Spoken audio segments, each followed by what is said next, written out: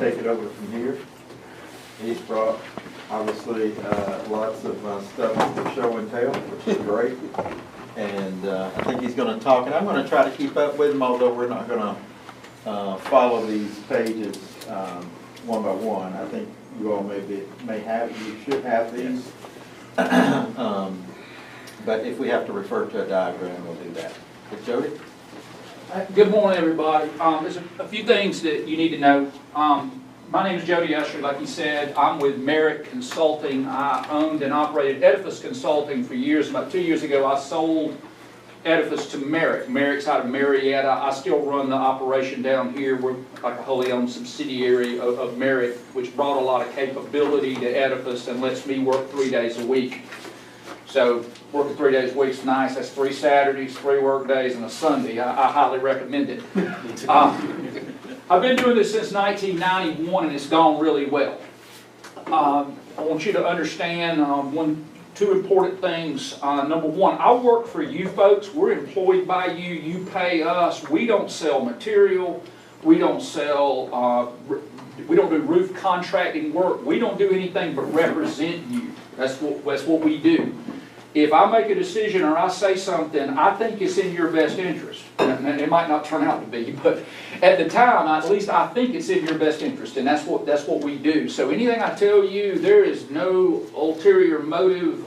We care what you do, but we're good in whatever you want to do. There's nothing going on here except that we're just trying to help you to the very best of our ability, so you'll hire us again next time, and that's the program. We got 3 buildings to talk about today, and the agenda is wrong because I just made up the order, so we're not going to match the agenda. We're going to talk about the Sheriff's Department first. Okay, and y'all got a report from me yesterday on your email, and it goes into a lot of detail, and you can read that whenever you want. What I want to focus on today is the physical part of this, the things that I can't email you. And you can read the email you were sent, and you can read the report, and you can get in that as deep as you want to. But I want to show you what it is, because y'all are going to make decisions about this, and I think it's important that everybody understand what modified bitumen is. And some of y'all might already know, but I want you to be able to go home with this in your head about what we're talking about and what we're looking at. The speed of this thing, this is a lot of overhead in a room, and I'm darned if I do and darned if I don't. If I go too fast, I don't want to gloss over, but then I also don't want to keep y'all here too long because y'all look expensive. So I'm gonna try to set the pace. If you need me to move along, say move along. And if you want to go into more detail, stop me and ask a question. Fair enough? All right, we're gonna talk about the jail. The Sheriff's Department. The Sheriff's Department has 3 main sections. Two of them have a metal deck, and one of them has a concrete deck. Everybody knows what concrete is. That's the concrete. That's probably where they keep my guess would be that's where they keep the prisoners because they want a concrete deck. The rest of them have a metal deck, just like this. Okay. Then it has a layer of isocyanate, it has a layer of perlite, and it has a modified bitumen roof. We're playing for the substrate. That's what we're playing for. That's what we're looking for. The substrate are the insulation layers, and a lot of people think that roofs go bad one day at Tuesday at 4 o'clock when it rains. That's not what happens at all. There's a process to these low-slope roofs going bad. They are going to get wet insulation underneath the membrane. The wet insulation is going to spread. It's going to cause it to collapse, and it will gradually, over time, turn into mud, and the roof will collapse underneath. So what we did when we originally examined it, and we determined that this was the construction, we know that this insulation layer absorbs water like a sponge. We know that it gets wet. We located some wet insulation, and we said what you need to find out is how much wet we have. We did a moisture survey and plotted where that wet was. It's an infrared technology. If you want to know how it works, I can explain it to you sometime. If you really bad want to know, I'll tell you today. But we're able to plot what part of this is wet. So then you get into decisions because you didn't have so much wet. Mr. Allen, can you go down and find that wet plot for me? There's a moisture survey down. Keep going. Keep going. Right there. Oh, go back. That's the wet plot. there's not that much wet. The wet's in blue. We know exactly where it is. Oh, I thought I did that.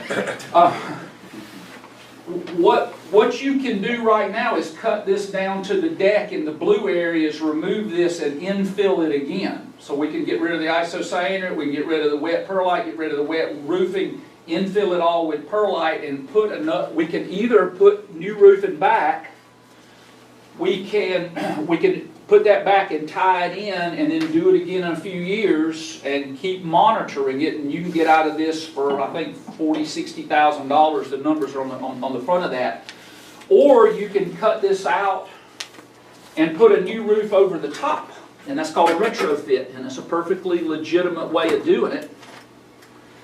You would set this material here, which is a single ply membrane, in a low-rise foam directly to the existing roof. It's economical, it's fast, there's not a lot of risk exposure because you're not taking the old roof off and putting another one on. You can't get caught in the rain, you can't get stuff into the building. It's a lot better, faster approach. That's about $600,000 to do that. It's about $1 million, a little over $1 million to let it go bad and tear it off down to the deck. So I broke all these numbers out for you. The pros and cons are if you don't want to spend very much money now, you can keep infrareding it and cutting the wet out and putting it back, or you can cut out the wet one time and put this over the top.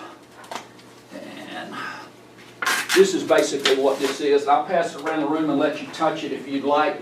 It's pool liner is what it is.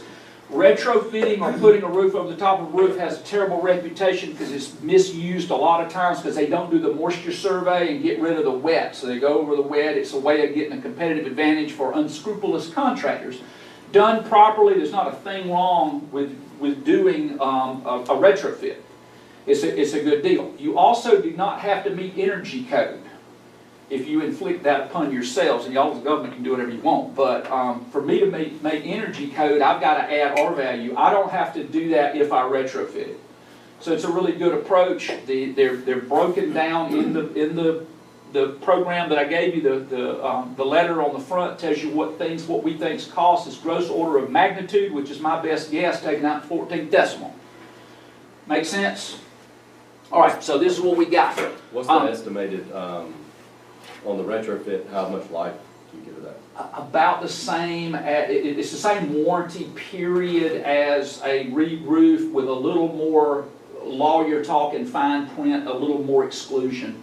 I'd say 10% more exclusions. The weasel language they put in, they giveth on the 20-year and taketh away on page 26.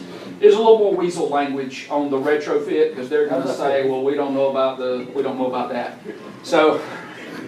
He's the weasel. Grinning guy's the weasel. Okay, I clearly hit a nerve, but he's smiling, so we're good. He's got a new nickname. Lolly out there. Sir? He's our weasel. He's not on their side, he's on ours. So what's the original date of this jail? When was the jail built? Yes. That was back, Oh, It's 20, you remember? yeah, it's over 20 years It's over old. 20 years, it's probably 25. Yeah, it should be going on 25 years or something. Yeah, that's kind of where I was thinking. Yeah, the retro. I looked at the people with the most Like- 10 years. And no offense, but no maintenance has been done on it, so y'all have got a good life cycle out of it. Maintenance should have been done, and it was pretty decent workmanship. It really was. Didn't mean to interrupt. Oh, no, it's, I couldn't remember when we built the I jail. think the asset says it's 98 or 96. Yeah. So, It's 30. the only other thing, the roof gets no traffic, right? Other than, It gets a little, it's relatively low density, but you do have HVAC units up there that have to be serviced. it has that durability on that, with foot traffic. Do you need to put down pavers for them to walk on? Yes, sir. Yes, sir. It'll be part of the package, and we'll put them around the units, and then The walk tread is a double-edged sword. If you have a situation, if we interview the people that are doing everything and there is a clear established path that we can keep them on, we'll probably put some from where they get down to where they're going. If they go all over in any of the areas, it's pretty futile. We'll usually put them around the curbs, anything that they're going to work on. They're not going to generally walk on them, they're going to generally walk beside them, has been my experience. The puncture resistance of the single ply, it's not known for its puncture resistance, but when we set it in a relatively dense foam and we've got the modified bitumen behind it, it does pretty good. All of it can be punctured. And the puncture resistance of just a single ply has kept me off the single ply for years. The problem right now is the market has gone to single ply, and I can specify an oven refrigerator combo, but nobody can supply it and nobody will do it. So we've kind of been forced to go to single ply. Wasn't my idea, but that's kind of where we are. How about the money, Alan? What were those figures? Is it Go back back, up to the top? go back to the first page. It was 600. Okay, here are your choices. Do nothing and let the roof, do nothing and let the roof system live out their life cycles over the wet thermal insulation, then tear them off to the decking and replace them with a new roof system meeting the new energy code requirements.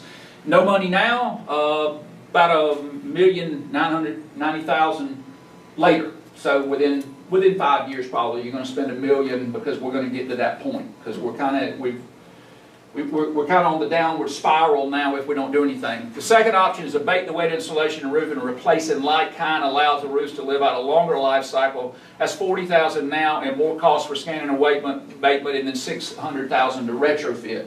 So that number's kind of sketchy because we don't know how much wet insulation is going to occur. You're going to be back out there rescanning it, and we're going to be again fighting for the substrate. We want to try to save that substrate, so we're going to have to scan. We're going to have to cut out more wet. The cancer is just going to keep coming back, and we're going to keep having to do little surgeries. Is the difference. And then the bottom one is abate the wet thermal insulation and retro that fits the roofs with a fully adhered fleece back, which I showed you right there directly to the existing. That's about $600,000. So it's about 60 cents on the dollar is what you would pay to get this. The only thing you're going to lose is, like I said, a little weasel language in the fine print on the warranty. But I don't believe in depending on warranties. We're going to get them for you because we look bad if we don't. But what we want is a technically sound, good installation, and that's what we want to hang our hat on. A well thought out plan and well executed is better than a piece of paper. We're going to get you that piece of paper, but that's never my primary focus. My primary focus is to get it right and not have to worry about the warranty. So, what's the warranty? 20 years. 20 years, and they vary a little bit with manufacturers. And y'all being government, we got to name 3. So they're going to vary a little bit. We'll try to get you good three solid manufacturers and handle the quality control the best we can and try to meet that. Very hard to enforce on a manufacturer. They have the upper hand. Is that glue down? Sir? Is it glue down? Yes, sir. It is. It's set in a 2-part low-rise foam, and the foam does not absorb water, and it feels like this right here. It's solid. And that's also I failed to mention, there's a fleece back on the back of that material, I think, that we passed around. Everybody go to sleep with chewing gum and get it in your hair when you were a kid. Y'all probably weren't that dumb, but I did that a couple of times, and that's how fleece back works. It's like chewing gum in your hair. Holds on really good. The low-rise foam goes up into the fleece back. It's a really good bite. I mean, we have, whatever it is, we have the funds. Was this part of our capital projects, was this, or this unexpected, we planned for this, budget this? We didn't budget for it specifically, like, for the 2026 budget. I do believe that the jail rooftop, I could be incorrect, but I do believe it was in the 5-year capital plan that we did a few years back. Sheriff's not here. I don't know to what extent he may have had some leaking inside, but he had asked us to or mentioned that the roof, he had concerns about the roof, so that's why we called Well, Joey. it's got to his life expectancy. Yeah. 30 years. In a life, yeah. In bonus territory right now. Yeah. Yeah, I just, get it fixed before it gets worse. yeah, definitely, but it's, you know, you think about a 20-year warranty, is the jail gonna be, are we gonna live in the same jail for 20 years? Probably. Probably. Well, it does happen, that jail was designed to expand for expansion. Right. I was gonna say, he's told me multiple times about the land behind it, then you could take another wing out of Well, it. the other thing But is, that, I mean, that could be do a temporary fix now until potential bigger project expansion where you could, you know, then redo the roof with that project.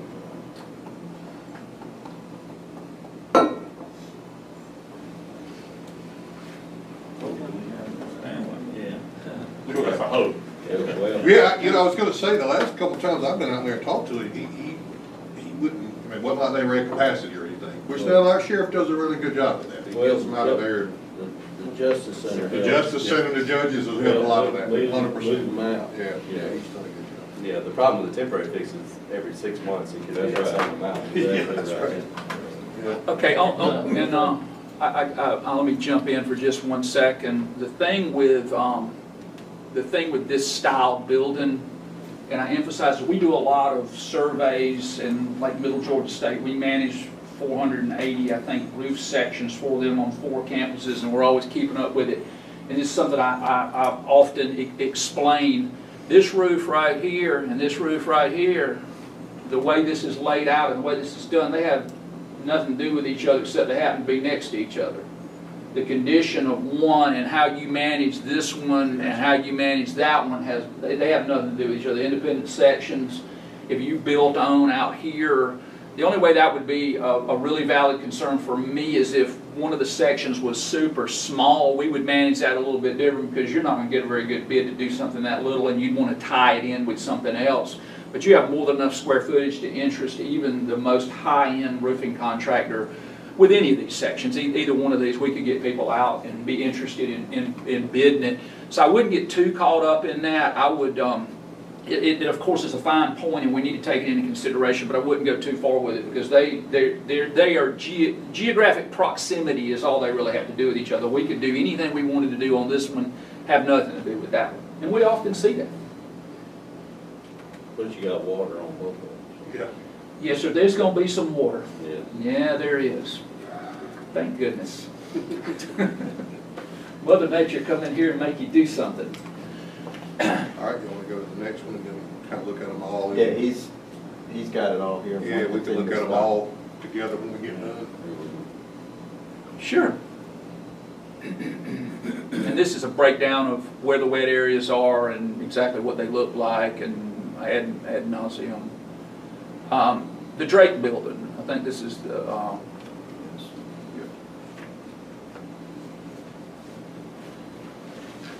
this is a shingle roof. It's not unlike your house. This one's the least complicated of everything we had talked about as far as the construction. Everybody knows what shingles look like. And these are all the things that we found wrong with it. The bottom line on the Drake building is that the installation that we have now has some problems that are not going to allow us to make repairs for a long-term solution. Last time it was installed, they reused the flashing, and that's not really working out for you. And the other problem that we have is a lot of these valleys are dead valleys. They run into a parapet wall that pokes out. And that's pointed out in this diagram here. So what we want to do, one of the problems that you have, and this is your not to scale, but this is your construction. This is basic shingle construction. You have rafters and you have decking, and it's at a pitch, and it's going to be at 3 on 12 to 12 on 12 is what you generally are going to see on shingles. You're probably 5 on 12. Asphalt shingles, what the asphalt shingles manufacturers have figured out over the last few years, and GAF has kind of led the charge on this. They figured out that ventilation is very important. It's so important that if you don't accomplish their prescribed ventilation, it voids their warranty. And that's about all of them. And they're looking for, weasel language, they're looking for a place in there to not honor the warranty. All right, shingles are made of asphalt. Asphalt heat ages like all bituminous or asphaltic materials. So if you get shingles too hot, they age poorly. And we have situations where we can't accomplish the ventilation, and the owner, or it costs so much money, the owner says, I will take half the life cycle and don't worry about the ventilation because we're not willing to do that. You can go to great extent to get it.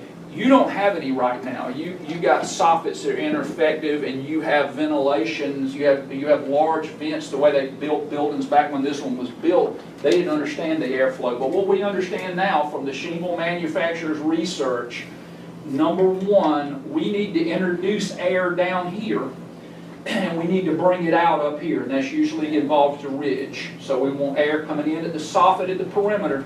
Everybody see? We want air coming in at the perimeter, and we want that air equally distributed. Think of it as a radiator. We don't want to just put the air in a box and some of it around the perimeter be cool and the air in the middle stay hot. We need that air spread out, and we need it to be an even, shallow river of air flowing by the chimney effect. Heat rises, and that's what pulls all this through. It's all just based on heat and physics. We don't want any kind of power ventilation that fights with this. But we want to introduce air down here, and we want to take it out there. So the first thing we got to do on your roof is we got to come up with a scheme of through deck ventilation and soffits and blocking, as crazy as it sounds, the large louvers that you have. Go down, Mr. No, I've got the thing here. I can't. These dormers have large, thin louvers in them. And right now they're taking in all the air and cooling that part. They're hogging all the air. So we'll actually block those with black sheet metal from the inside of the attic and stop that and force all the air equally under here. Make sense? All right, that's the first thing we got to do. We got to get that ventilation straightened out. Then where the walls extend and the valleys run into the walls, we're going to build what's called crickets, and they'll be built out of plywood, and that'll force that water out. That's a modification that we have to make. Then we're going to use a synthetic felt, which is this stuff. The magic on this is it doesn't look like what you normally see, but it's breathable. That's another thing the manufacturers have figured out, is that shingle roofs need to breathe. We need to let as much moisture out through the shingles themselves. They're hydrokinetic, which means they're not waterproof unless they're on an angle. They have to shed water. If you do this, it's going to leak. It's not hydrostatic like the jail is. So we have this, but we want moisture to be able to pass. So this is vapor permeable, but not liquid water permeable. That's your underlayment. Then in the perimeters and projections and in those nasty crickets that I was talking about, we'll specify this. It's peel and stick, and it is waterproof, and this is not what we want. I have some general contractors that want to put this everywhere, and that's great for them. They're there for a year. It's not great for the owner because then they have a moisture issue in the long run, but this is the safety. But we put this in the valleys, we put this at the edge of the ridge, we put it at the eave condition, and we put it at projections where we have to maintain water tightness. And that's what we would do. And that's the scope. There's a scope of work and a budget. Sounds like the shingles is the smallest part. Yes, sir. The shingles are incidental. Yeah, I mean, Incidental.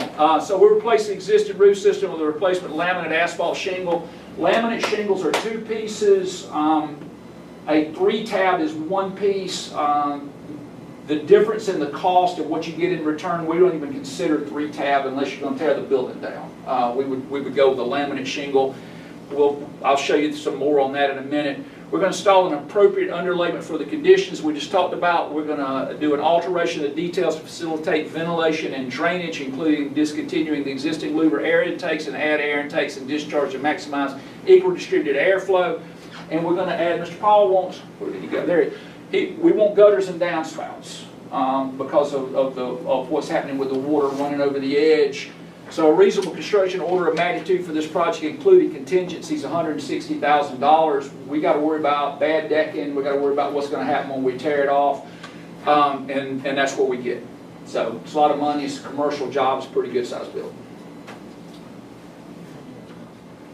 Let me add here, and Paul certainly can add more color. We have leaking that's occurring right over the newly Renovation of Andy's. And so we got an estimate from Flint Construction. Was it here Yes, sir. to repair and put in a cricket? Yes, sir. 40 grand. And I'm like, holy cow, just to fix that one leak. And we knew the roof was a problem back when Schneider was contemplating doing a whole building sort of renovation.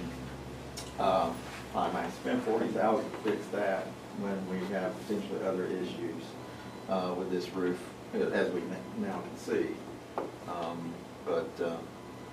This isn't the first look. Jody and those guys looked at this roof nearly a year ago, I guess. It's just been other things that have been going on. 2 years ago. Two years ago, when they first looked at it? See the date on Yeah, that? that's You've been reading. Awesome. We actually have multiple leaks in that building. We got it in 4H, we got it in, we actually fixed some of the problems when we remodeled for Board of Election and all that stuff, but we have multiple leaks in that building that causes that stuff. All right, Alan, we got the money. We do have the money. Or y'all remember what I told you about every section is different, they don't have anything to do with anything? That's low slope roofing. This is high slope roofing. Everybody can see it from the ground, and when you come in and tear out and put new shingles in, it's gonna look like socks on a rooster. This is the opposite of that. We're all in this together on the roof planes.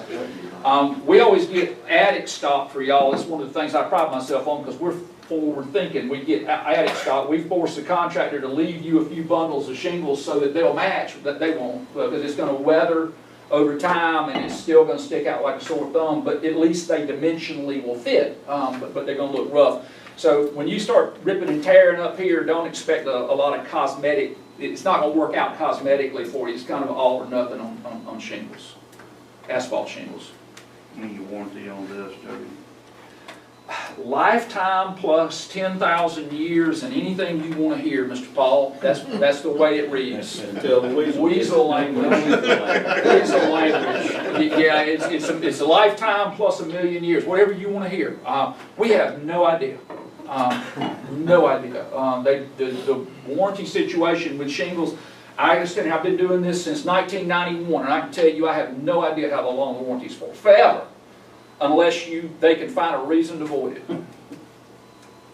Your airplane is not 400 square feet per percolator. Did you want to, I mean, if the board makes a decision, we can select the roofing styles. You pointed out your roofing.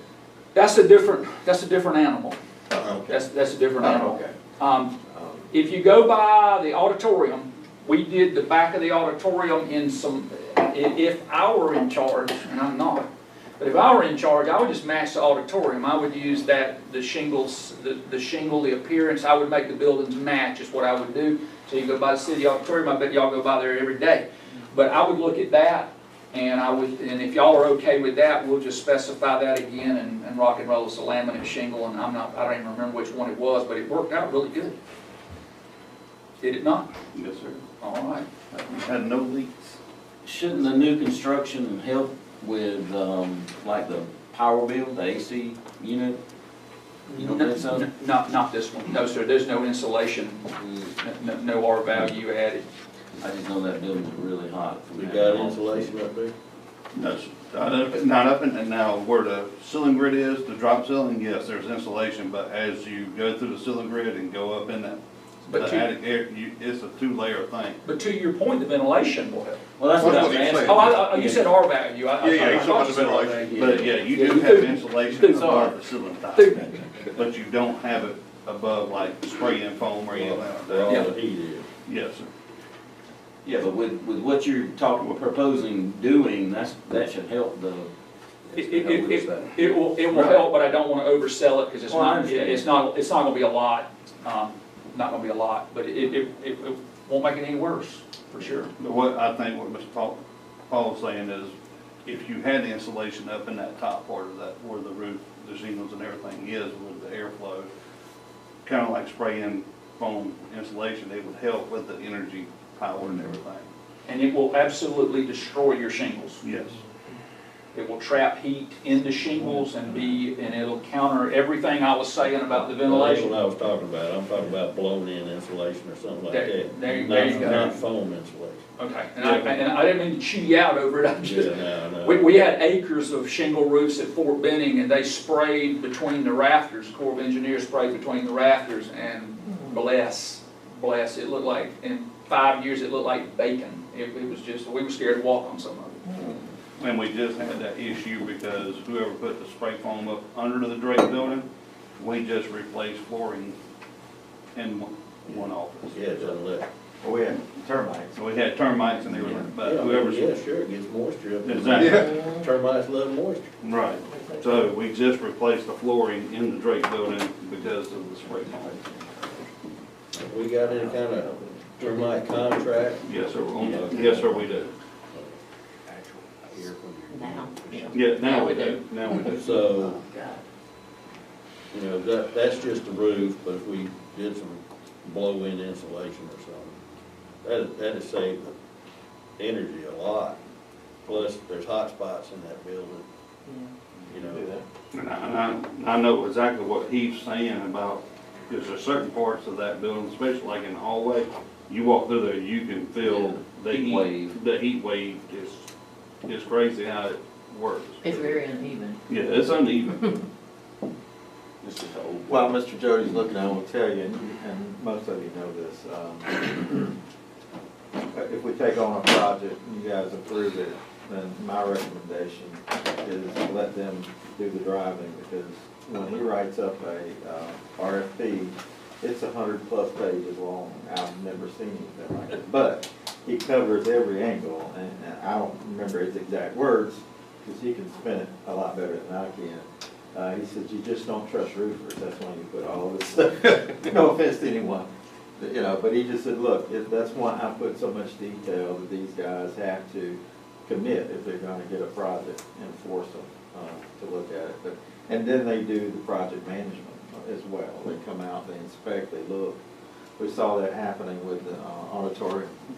They had to contractor and subcontractors are back out there making adjustments and fixes and so forth.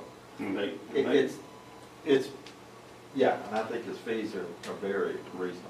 Their And that- communication is yeah, amazing too. their communication, the senior citizen, we had a couple of spots up there that they was Johnny on the spot, the company was right back over the next day. I have to say, being over here, meeting this young man right here, has been a very helpful thing for the county. Right, so if we do an RFP, can we add in blown-in insulation to it? Not my specialty, but I believe we can add it to the project. I mean, it'd be better, you know, if they had to pull a deck off, they can go in there instead of, we got any roof access? No, sir. The only the They had access, to climb through you have to climb through that, you better find the skinniest person you can find. We don't have any of those. You know, we got Lonnie, Lonnie can climb through, but the whole drop ceiling's probably Hey, gonna I'm fall. gonna bring a stick of butter, buddy, I got you, we'll butter you up. I'm scared of heights, so I do. Same. Now, Me above too. that- Me Above too. that drop ceiling, Yes. there's another ceiling though, right? There's insulation and then there's the wooden plank. Yeah, Yes. and then there's nothing on top of it. Exactly. Now, everybody thinks the air conditioners are actually on this, no, the air conditioning units are above the Drop ceiling. ceiling. Drop ceiling. What we got And next? And we'll research all that and get back to you. And it may make sense for us to do it, it may make sense to do a separate contract. But That's what I was thinking. we'll figure out what makes sense. I don't want to pay the roofers markup if we don't have to, but we also don't want to get into a coordination issue. So we'll research it and let you know. I don't do that every day. This I do every day, Well, I mean, or 3 days. we could probably, you know, get an insulation company to give us, yeah. And you might do it in advance and just let them tear up the shingles and tarp it, and then have the other contractor come in. It's a lot to unpack on that, probably without this much overhead in the room, so. All right, Bill. Drake, the archives? Yeah, we've talked about archives a few times, and so this is sort of the, I shouldn't say final, but this is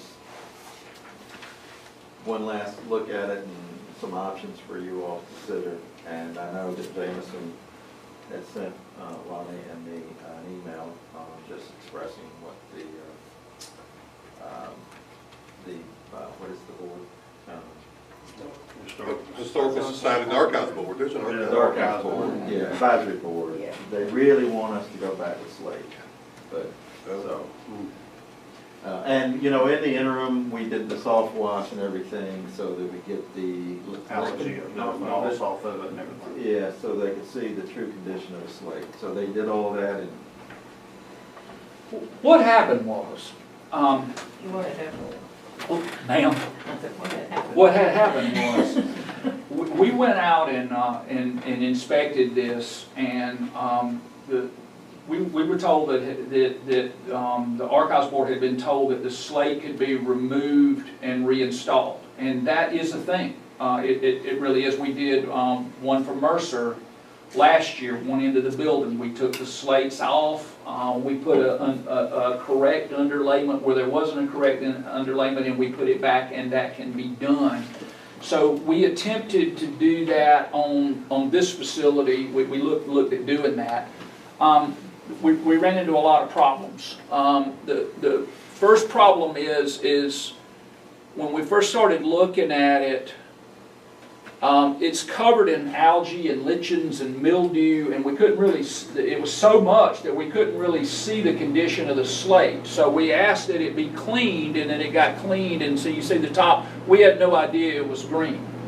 Okay, the very fact that this slate will grow that much algae, and it will grow lichens, and it will grow mildew the way it does, says that the porosity of the existing material has broken down, and it's not shedding water, it's absorbing water to the point where all this stuff can occur. And so your first hint that we got a problem is there. Then we started getting into counting the slates that we could salvage, and I'm not misspeaking here. Slates is how they're referred to. They're referred to as slates. We started trying to count them and figure out what we could get off and what we could put back on and what it would cost to harvest them. Not only did we find different types of slate, we found different thicknesses of slate. So we got this slate, and then we got this slate, and that doesn't really work together. And the back side, and it's clever what they've done, and it's exactly what I would have done as well. That purple area there, you can't really see. So what they've done is harvested slate off, and they from the back and put it on the front several times, and then they've back infilled with whatever slate they could find. And I'm not sure where they found some of that slate, but they found some slate, and slate, I guess, and they put that on the back. So we brought a contractor out that specializes in slate, and we asked them, okay, from a labor standpoint, number one, can you do it? The answer is not really. It can't really be done. Okay, and the problem is we got a bunch of weird slate that we can't reuse. And then we've got a lot of valley situation here. We have 261 feet of valley on this building because we have all those dormers. Everybody saw those on the drawing. All right, well, when you run slate, you wind up cutting it. So this piece is no good, and that piece is no good, and these pieces are no good. Because everywhere there's valley, I got a chopped up slate. Well, we're not going to be able to number those and put them back exactly where they came from. That's not how this works. So they have to take the slate off, and we're going to wind up with a bunch of little bits and pieces, and then we're going to wind up trying to infill. At the end of the day, by the time we pay the labor to take it all off and we try to supplement it and match it, he said, Jody, we can buy new slate cheaper. And I said, how much is that? It's only $300,000, so I thought that was pretty economical.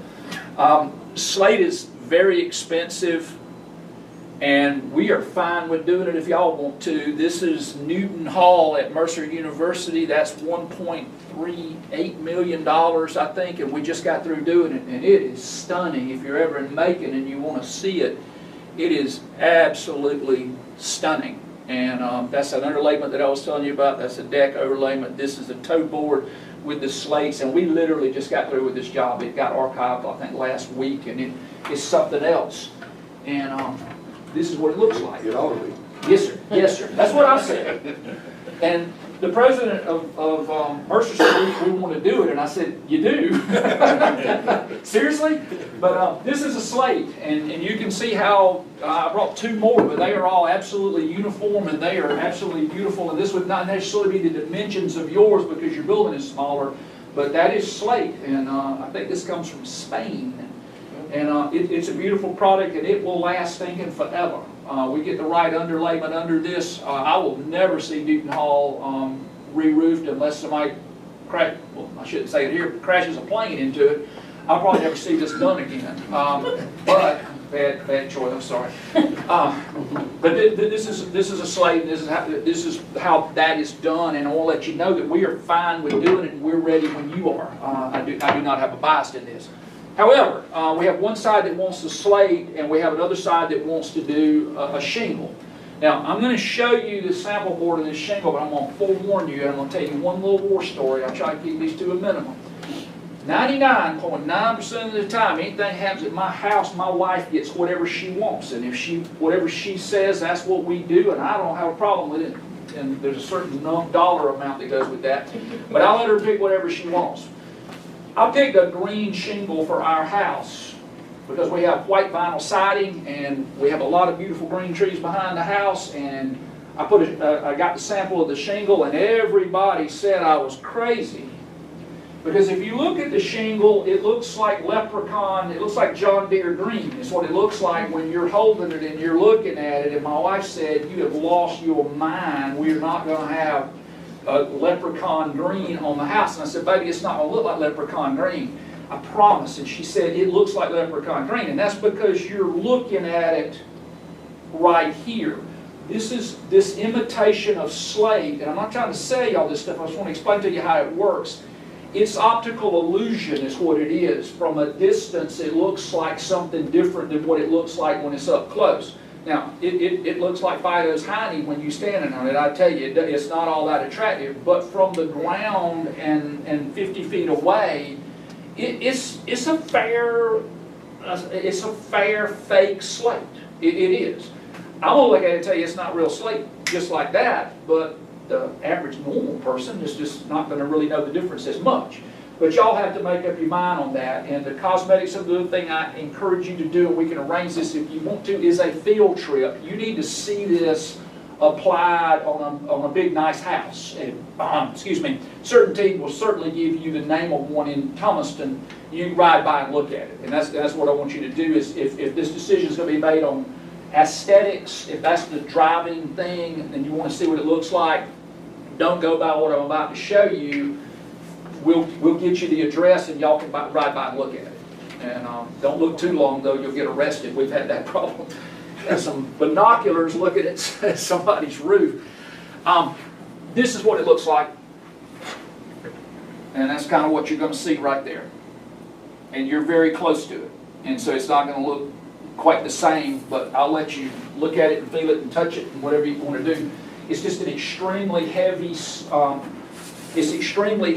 and all these shadows create the illusion of it being thicker than it is. And a lot of laminate shingles do this. This just takes it to another level. But this is when people want slate and can't afford it, this is what they do.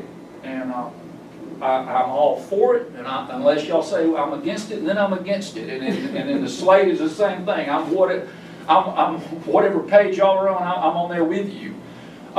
This is obviously going to be a lot less money. And it's not going to last as long.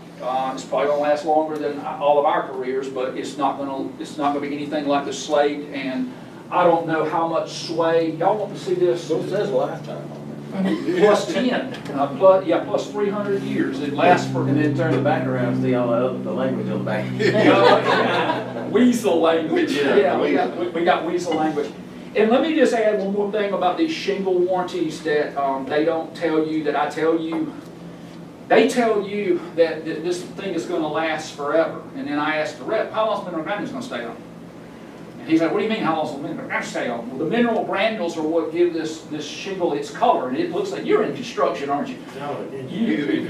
But the mineral granules are what make it look like it looks. So if I'm winding up.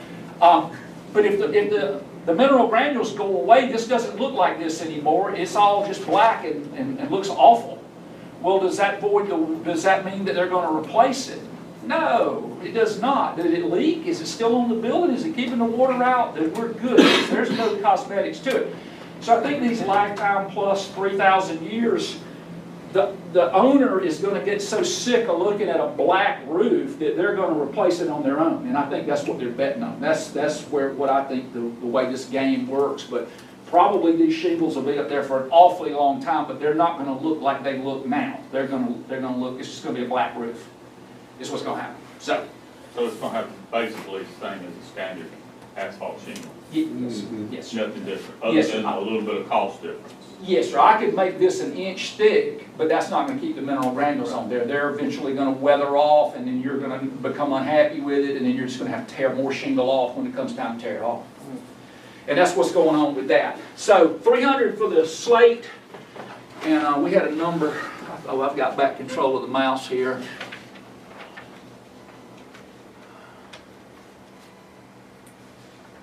We said certainty, that's about $60,000. You could probably save some money if you put, this is going to have to be a single ply roof, and that's going to have to be included. You could put the single ply roof on here and save some more. If you go with slate, I would consider that a lot more strongly to try to get this deduct than I would if I went with the, I wouldn't consider it with the asphalt shingles, but you might want to consider it with the slate. You're going to be able to see the black roof, whatever color single ply roof we put on, you're going to be able to see it here and here. So according to how tight you want to get. So we can get deeper into the weeds with this when y'all kind of pick a direction that we want to go in. Are we in the $300,000 range, or are we in the $100,000 range? Now selfishly, personally, I like the 300, but whatever y'all want to do. So 242,000 roughly, if we go with certainty. No sir.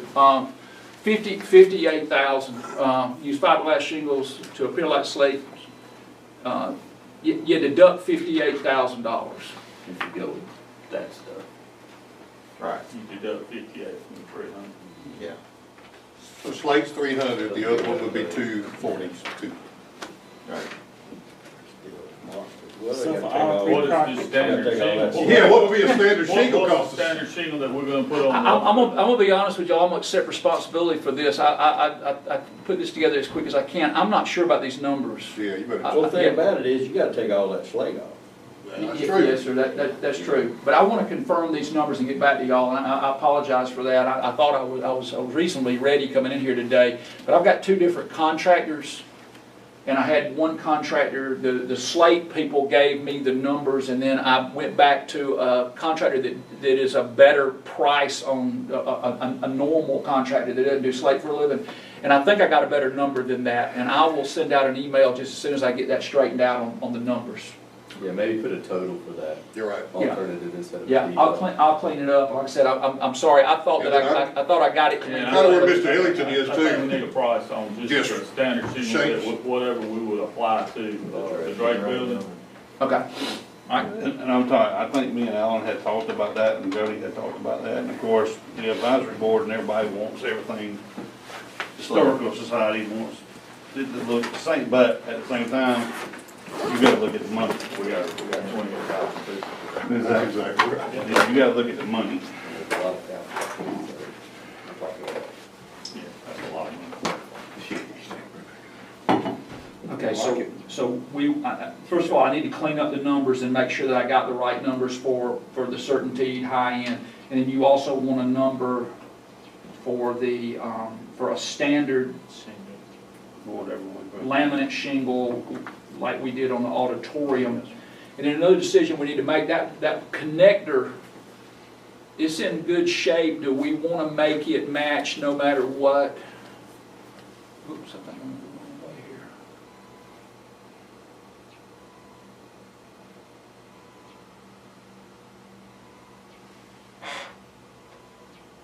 Okay, this connector. The walkway? Yeah, there's a walkway there. Do you want to make this, that's another thing we're gonna get into. Is it slate? What is it now? No, Okay, yeah. no, it's never been slated. It was Okay, built with good, asphalt shingles to begin with. So then you got the issue of making this match this or not, and this has never been in the mix as far as slate. That was never included, because that's getting a little crazy. But these are not gonna match. And, you know, if you go standard shingle, we might wanna throw that in and make it all match. Yeah, I think just add it as an add-on. And we have to take into consideration, this is a joint project, That's right. and, we can sit here and say, we want slate, and the city can say, Right. That's right. And I think everybody's gonna err on the side of budgetary. I mean, people gonna, you know, obviously, no matter what we do, somebody's gonna be unhappy. But our job's not to make people happy, it's to make it spend their money that they're paying on the property. That's right. It's almost like a data center. Yeah. You're gonna have unhappy people no matter what you do. Jody, the other thing too, I don't know if it's contemplated in this, is there's a lot of issues with the Facial board. facial boards and gutters around that building. We can even see daylight from inside the roof on one side of the We building. even had. Did y'all talk about that? Asphalt Okay, shingles. we're doing gutters, but we're not fixing wood trim. You don't wanna pay roofing contractor price for that. Yeah, you use carpenter trades to, and painters and carpenters you don't wanna put that. Only time you wanna do that is if it's an integral part of the system where we have to do that for waterproof and it's above a roof. You wanna get into it then, otherwise you don't wanna pay roofing contractor price and roofing contractor markup on simple carpentry. I had a question there. Are you suggesting that maybe we do that separately and we go and take our own bids to get that part? Yes, sir. I would let, these folks are very qualified to do that, and I would let them do that and not put it in the project. Now, you tell me to put it in the project, I'll do it. No problem. Well, my only concern with that is if it's gonna be, it needs to be timed properly. Coordinated. And then, you know, we would hate to go and bid something out and accept the bid to repair, and then the roof guy come in and go, oh, well, no, this ain't really where I'm gonna have to fix this gotta be fixed. So, Yes. that's my only concern. Anything with in coordination, I would include and handle. We're talking about stuff that is unrelated. Basically what would happen, if they do the shingles or slate, whatever, I talk to the contractor, whoever we use to do the facial board and everything will be lined up. Yeah, what you don't want to get into is you can have a chief and an Indian, but you can't have two chiefs because they'll do this. And then we're trying to sort it out. So. Well, that's exactly why I'm saying what I'm saying. If Yeah, right. We do one part, they do what you We will not put you in a position like this unless there's a clear, bright line of delineation. We won't put it in. We'll put it into the project. But if we can not put it in the project and you can pay a lot less for it, then we'll do that. But we got to have a clear, bright line. And what they're talking about, I think we do. Is that wood? Yes, sir, it is. All the facial board out on the outside is wood. All right, so Y'all have been so patient, and I appreciate y'all so much. Is the wood that bad? Yes, sir. In fact, I would highly Is it so recommend. bad you couldn't cover it with vinyl? You got pieces that smell awful already. It is, you can see through it. All right, so y'all would let us know what's the final price. Yeah, we'll get you an email on the price. Thank you, Mr. Jody. Thank y'all. I appreciate your Take care. patience. I know that was a lot. All right, let's move on to number B, discussion on the usage of body cameras for the tax assessor employees. We can move that on. They're tabling that for the time being until they decide on the chief appraiser. Item C, discussion to add additional roads to the 2026 resurfacing project. All right. Maybe I'll wait. You wait to James back. Take take a minute? Yep, take a little break if we need to. Appreciate it, Jeff. I do the same thing. So we had, look, That's right. weasel, we had a rooster, we had, yeah, rooster socks, and there was another one there. Chill compared to that presentation. We need you to get here to tell us what you are. Exactly. The engineer. He's got something. He's got to get, I'm sure he's got to get the hell out somewhere. He's in there. Well, we're just, when he's around some of his guys, and we're just, you know, there's nothing you can say, he doesn't have a Quick comment. whip back. I mean, I've tried. I love it. I don't have anything to that. Quick whip. I'm just reciting. And, You want- to hear him go at his guys, is crazy. But it took us, you roll it right around in a band, and he opens back rows of it, he's got a little hawk in it. Equipment, it looks like it's a guy. But he goes up in there and he can do it. Maybe it is. Monitor his all for that out. But I drove myself today, I wanted Nody to tell me how it worked, Yeah, all you the way did. over. I drove myself. Yeah, how weird is that? That's exactly what I was looking for. I was looking for a CIA van. It's like. I drove myself today because they were all gummed up, and it's so weird because I go places I hadn't seen in 5 years. I'm like, when did they put that building up? Oh, so Chuck or somebody should drive for you, you in the back of the van. Yeah, I'm always in the back, and yeah, and nobody was available today, and the van wasn't available, and so I drove myself over there, and then every time I ride, I'm like, when did that building get put up? I've never seen so many new chicken houses. They come over overnight around here. Like mushrooms. Unbelievable. Yeah, he's got dogs. Yeah. And so that's when a buddy of mine went out there looking for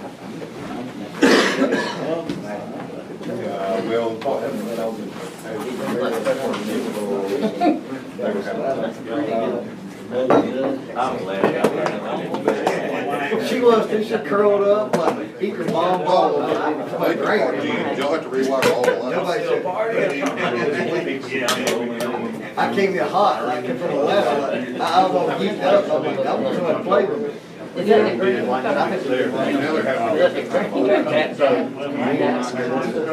You have one where the sound Yeah.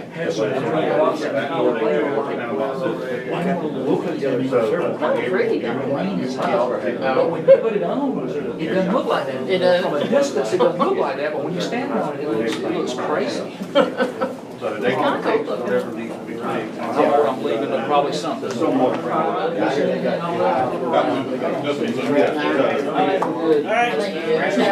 back. Good evening, now. Thank you, Joe. All right, y'all move on. Item 6. I think it's pretty good. Sorry. My turn? Yes. Pardon me. Excuse me, ma'am, I'm back to my. Oh, he forgot his limit. Sure he has others. That's great. You going? I owe him. All right, yep, sir. So, obviously, if y'all know, we're at a point where we're looking at budget. The current project, it was a 51.4 mile let. We're at 19 miles and 37% complete. Been doing, many times, if y'all saw, we had 2 paving crews in town. They're currently off-site doing some DOT work at a short window to get some stuff done. But they should be back next week, bringing 1 crew, and then the following week they'll have 2 more crews, so we'll continue that paving operation. Looking at budget, from what basically we had in the capital plan versus where we were at on bid day, we know we got a good value, and typically we always look to add some roads at this point in time when we're getting to that 20-25% to see where we land. James and I got together with some recommendations and some citizens' input, if you will, Mr. Lonnie, and developed a list that add about 4 miles, and this is strictly asphalt, we can talk about 2026 in a minute, but just wondering if you guys would be interested in adding. I think Al and I, we talked about budget, landing around 800,000 range-ish, would feel comfortable with what we have and not exceed any bidding thresholds or anything that we have in place. I don't know if y'all saw the road list. submitted. Just on the money, how much we have in the T-Splosh, Alan? You and I talked about 1.8. So we talked about spending about half of it, but keeping some for emergency purposes of things that we might have, just to let you know. Well, we're trying to keep at least $1 million. Right. 1.8 in left at T-Splosh, right? Yeah. Yeah, we've got more than that, Yeah. more money than that. Right. And that was a comfortable mark with what we have under contract and Yeah. what Heath advised. I just didn't want them to think that was gonna be it. We still got some money back in Yes. case something happens or we have an emergency or something along those lines. And the beauty of, like we've been doing since we took over the pavement thing, this is a unit price contract, so we know what a ton of asphalt costs, whether it's in your district or your district. And as the market has changed recently with some things that's going on, I think it behooves us to really consider doing an add-on if that's something we want to do. Same price. Same price, they're not gonna go up on price, we're locked into the contract. I cannot guarantee what the price is gonna be. I got a project in Meriwether County that we're letting that I'll know in about 3 weeks what asphalt costs now. I'm gonna assume that it's gonna be higher than it was when we bought it in this project. I think James worked on the list, James, right? You tried to pick some roads from everybody's district. Yeah, there's You kinda wanted- some in every one of the districts, but, some's got to. Yeah, that's right, but we were trying to kind of keep that going. Now, Chris, you had some specific ask about some roads that you thought were on the list. You want to ask him about, Chris, about those? Have you got the whole list, Chris, if you? So the ones that we're proposing to add is Vickery, Festival Lane, Trice Cemetery Road, Crescent Road, Fraser Street, Childress Road, Beverly Lane, West Allen Lane, and Page Lane. And all of that totals to be about 4.4 miles. So, there's 3 streets out there, it's everything on. That's all of them in there, that's that whole subject. And a You lot of okay it, with that, James? Yeah, I'm okay, I've been, I've called a lot. right, and we I started appreciate you. sharing Yes, that. yes, yes, We yes. appreciate you If sharing you that. shared it with me, we get So it it fixed. doesn't look like I'm just trying No. to. No, 100%. I get it. We're not gonna go in there and do one. We're gonna get We're gonna do them all. It's not a whole lot of mileage. That's right, it's a 10th tier, 2 Yeah. and now one thing, the list that we developed together, it's in proximity where we're paving out, we're not gonna put them in a part of the county that we're not already tied to. What we're looking at is, we paving the main vein, we're getting some of these arteries that's coming off of it, and that's. And you had mentioned the Vickery, you had already sent us an email on adding the Vickery anyway. Yeah. And we There's a never really big said deal, anything, and so. And there, we were paving a piece of Vickery with this project, but after James and I reviewed it and some issues that we're having with a cross drain, it made sense to go ahead and pave the rest of Now, it. that cross drain, is it through settlement? That I don't know, it's been settling for 20 years, but it's gotten to the point now that it's bad. Oh, Yeah, bad. it's a ski bad. jump right there. I hate to pull a trailer over and not know it's there. I'll lose my trailer. It's bad. But it's not from the pipe, Chris looked. Yeah, we looked at it, the pipe is fine, there's no difference in some, we're not washing out underneath it. It had to do with on the top, and we're gonna bridge over it, just like we normally do, just like we do these other patches. It probably dropped almost. The Probably. new list, I still, say can you bring me the new list that you had, James, after you have changed those, let Chris see it? I didn't, he said, I got it. And that Crescent Road, the reason I chose it, we've done everything in there. Yes, Last yeah, time. I've gotten called. Yeah, but the main drag is not, that's the main drag in the whole subject. But And it's, Stone Lane is such a short piece, and you already. Tri Cemetery's on that, because that's the You truck trust- route, it's doing that side there. Right. But that's the truck, through truck It's just route. like. And that makes sense with all that's going on down there anyway. And so we do it down Yeah, there. that makes more sense. That's I would think, Something yeah. I was gonna ask is, and I'm just asking this, if we consider this, we have a lot of cross-drain issues. Is that something that we need to add into our inspection, through our engineers, to start looking at that? Because a lot of times we get caught with these cross drains when we have several, 3 or 4 inches of rain fall. It don't happen a lot, but it does happen, and we've experienced it almost every year since I've been a commissioner that we're having to fix cross drains. If by inspecting these things and putting them in our plan to refurbish them through the T-Splosh, it'll keep us from this emergency gotta go out. If we're able to add that stuff into a bid, it's a lot better than once it's done and we gotta send it out for bid. We're a little bit at the mercy of the contractor, I think. Matter of fact, let me ask you another question. as we fix and pave the heck out of Jeff Davis, what do those cross drains look like on Jeff Davis? I've looked at most of them, I'll go back and reassess them, but they're in good shape. Yes, sir. And to your point, you know, we kind of talked about that before, especially with the way the DOT is delegating a lot of these inspections back down to the county. You know, we attended that meeting on behalf of the county. The state inspector was in town, what, 3 months ago? It wasn't quite that long. Yeah, so That's that- the bridge. The bridge inspection. So basically, you know, any asset that you have is classified as a bridge. Mark looked at it, and that's kind of how James and I identified some of the problems that we have. But I do recommend that we get some cadence in inspecting our culverts, because a lot of the stuff that we're seeing in the one that we're gonna talk about after this, in my professional opinion, it is a direct result of the floodings that we had 3 or 4 years ago. But, you know, we're triaging and we were trying to stop the bleeding on the ones that blew out. We never really circled back around and say, well, how did that affect everything else? And over time, as you know, when you get that volume of water, it's going to cause problems, and then it's going to become an emergency situation. So I would highly recommend us getting some assessments and getting a cadence of assessing like we do with the roads. Because I mean, I'd rather know what's coming than always run around putting out fires. And the solution is completely different. You know, when your culvert's blown out and you got a hole in the road, the way you fix that versus maybe slip lining the pipe and getting life out of it, you know, there's a lot. You heard it with the roof inspection guy. Hey, there's 10,000 things to do, but if we catch it early, we can fix it a different way. Same things with your cross drains and your culverts. We can have a different description. You figure out the number of miles of road we got, and you multiply into that, how many cross drains we have, man, it's huge at that point. Yes, sir. And it's easy for a lot to be overlooked.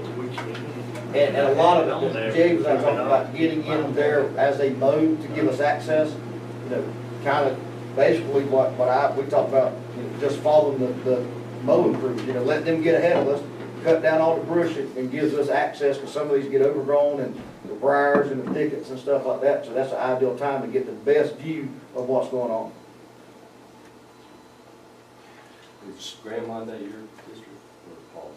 Grand Monte. Have you got a call about Heather Drive? That dead end road in there? It's on the list. Well, it got paid, right? It pays, yeah. Supposedly, I got a call from one of the property owners that's on that dead end side, and where they stopped that asphalt, they did a little bit of private property, but then didn't go to the end of the cul-de-sac or something. I haven't been able to look at it. I was just gonna see if y'all could. We'll take a look at it. So I guess we'll need this on a vote, so we'll add it to the meeting to our next meeting, this list, and then we'll bring it back up and let y'all vote on it. And then you'll be able to get them started when they get back in town. That's correct. Chris, will you send me those roads, and are we still on 25 project? 2025. Okay, Yes, you ma'am. send me the full list. So, Is there any roads that we want to add to the list that I know we kind of named them out, I know James passed out the Yeah, list. the only one that Chris had asked, if you're gonna be on Indian Trail, he had Stone Lane, wasn't but .1 miles or something on it. Can we add that one back, if that won't really makes up the total? Now, you had some questions about some that you wondered was on the overall list, you were asking me Right, about. on, West Garden School Road, did we ever, what's it saying on that project? You remember that one was on there? Let me pull my list up right here.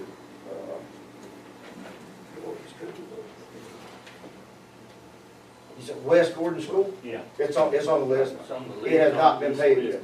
Yeah, it's already on the project that's out to bid. Now, Stone Lane, just to clarify, paper don't go all the way, some of that in at the end, and they gonna fuss. But they're not coming in and paving roads that's dirt. Right. They're on We're on the resurface. resurfacing. Right. So this is So when they stop at the end of the pavement, Right. you're gonna get the call. That's how that works. Just so you know. Also, while we are now doing West Garden School Road, can we add in Marcy Drive, since you're already right there? I don't know how long is that one, do you have a list, can you look at that first, Chris, for the Parsley Drive? Marcy Drive. James got his big list right Let's see, there. how long, I don't know how long it is. Money. I mean, it'll take I tell you another one is North Ridge. North Ridge. Marcy Drive, not that long. it's less than a half a mile, it ain't even half a mile. And then whenever we hit Old Upson again, coming out of Lincoln Park, what's the, I can't think of the street name now. On the Bell right. Drive? Bell Drive, yeah. What are we working on, when are we gonna start working on Yeah. next year? Bell Drive, Now. that shape. Now, We need to, and that's what I want to talk about today. You know, we talked about, you know, cutting the pot out for preservation and, you know, crack sealing and going out and doing some rejuvenation on some of these roads that we hit, Logtown, you know, some of those big roads to keep them up. Y'all know that's a separate contract outside of this asphalt contract, so, you know, I would love, you know, I said before, give me $1 million and let me go do something with it. Y'all tell me what that budget is, we will build a project, and then definitely, I think we need to start going through the selection process and have a budget for the 2026. I would love to get the 2026 project out in the next 2 or 3 months, if not faster. I just feel like the just fall. don't know what asphalt. I feel like if we wait much longer, the futures are gonna be skyrocketed. And so with the preservation, I know we had talked about looking at the savings that we have from 2025, and if you're marking some of that, do you think it's something we should look at, or is it not gonna be enough to buy all? I think that's something that Alan can tell us what that number is that we're playing with. You know, I do know that, and just shooting from the hip, you know, our original estimate for the asphalt project alone was around 8.5, it came in like 7.1. And that's why we're advocating to add more to asphalt, because we have these line items, and so maybe we spend another 800, that throws off maybe $500,000 that we can play with, supplement that, and let's build a project with that together. But that will also complete our reserve.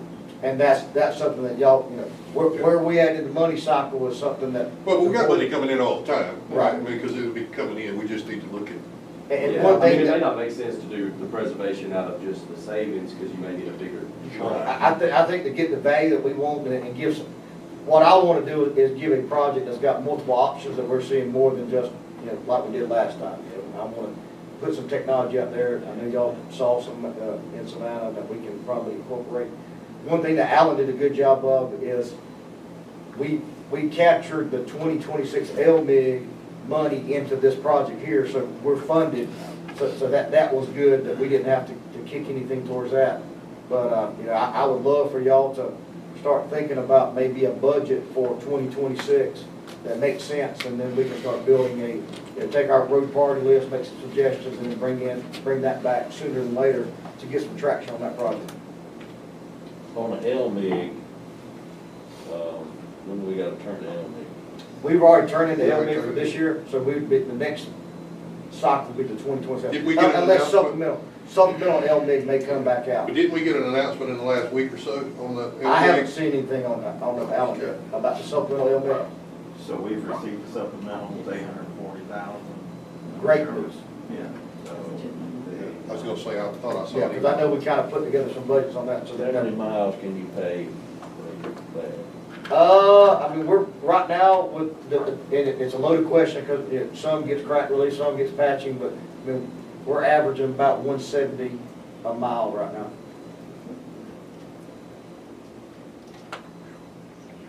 Do y'all want for the meeting next time, Paul, you want us to put together everything we got, the LMIG, what money we think we're gonna have for 2026, and let's talk about a full budget? Well, I mean, you know, and if we're gonna do that in a regular meeting, I think that's gonna be, you know, trying to do a fire. Yeah. That's- Well, or for the next work Yeah, session. next I year. think for the amount of dollars allocated, and for the number of roads, cross drains, preservation, whatever, that we need, I would prefer that we had a work session solely for that purpose. Okay. And Even if it's an additional one, that we. yeah, even I if think it's roll up our sleeves that and we we come dig in, into we it. sit down, and everybody, you know, obviously, you know, we're gonna have I want us, and then we're gonna have, we gotta have, and then we need to look at preservation. 'Cause Yes, sir. I think that, and maybe the cross drain is part of the preservation, but once again, I just caution you, the number of roads we have, think about all the pipes. They belong to us. we have to have a way to start. If we say we're gonna start working on 3, 4, 5% a year, we're gonna allocate dollars to this, or this money, to go towards preservation, rejuvenation of these cross drains. Because we can put all asphalt down we want to, but if what's underneath it, we're wasting money if we're not fixing the infrastructure underneath it. And one thing, Commissioner Ellington, a lot of our big cross drains, and I thank James for this, are corrugated metal, and that's a very good candidate to do the slip lining, where we can go back and put in basically a PVC liner. You know, it seals in there and it gives, you know, it basically builds a new pipe within a pipe. Catch that early, that's, we could have a slip lining contractor in here for a month and catch a bunch of these. That's really good, because we use this in a lot of different applications. A lot of South Georgia municipalities and counties utilize that technology, and it is a great fix. I actually seen it personally, from a local, well, I won't say a local contract out of site doing it. They said, hey, you want to come check out what we're doing? I saw it.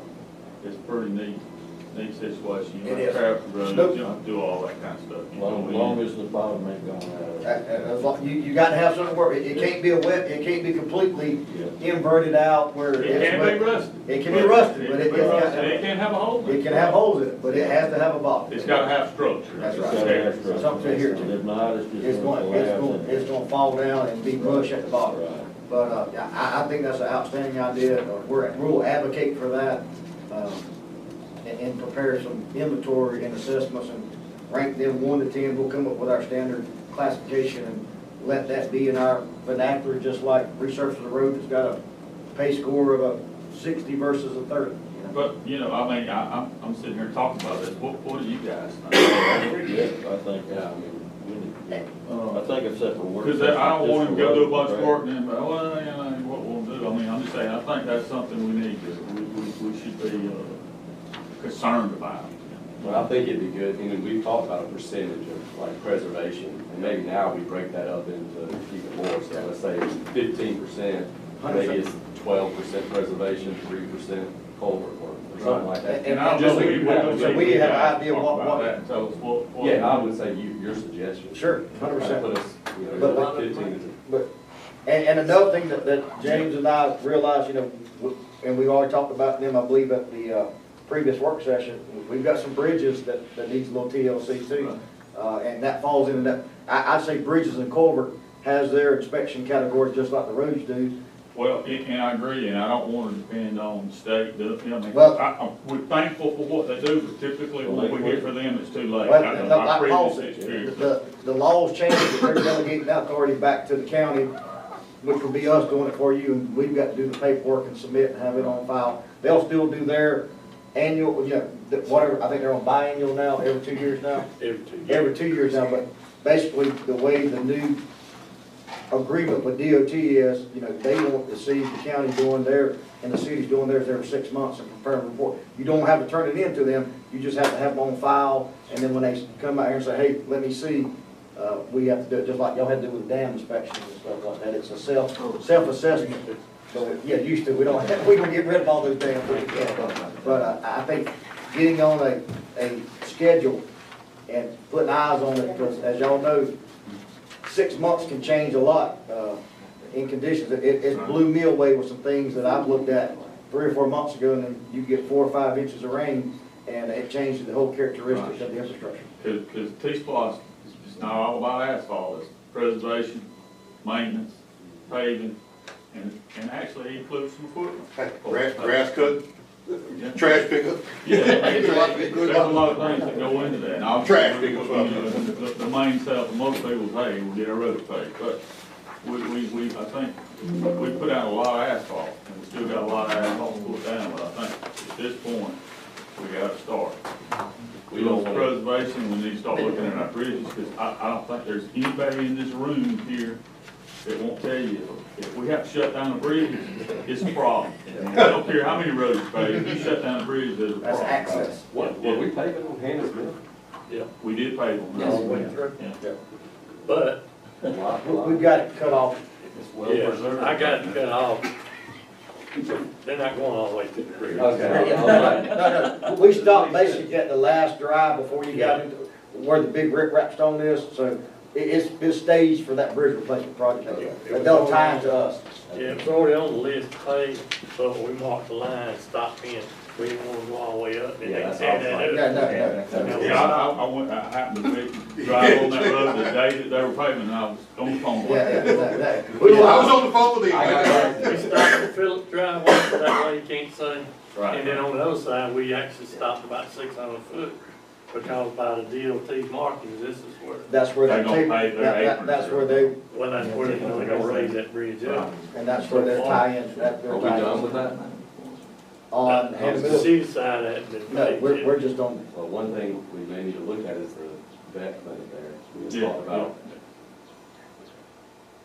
Do we want to wait till the bridge was fixed? That was the goal, but I mean, if we have, If the equipment's there, Yeah, if we're already there, then that. let's go ahead and do it. Yeah, Okay. And that's paving in the driveway, right? we'll discuss it. Yeah, we'll discuss I it. know There's it's a been contract. brought up because of the turnaround. yeah. That's right. but I think from our perspective, what Commissioner Watson said, let's build some percentages or build a pie.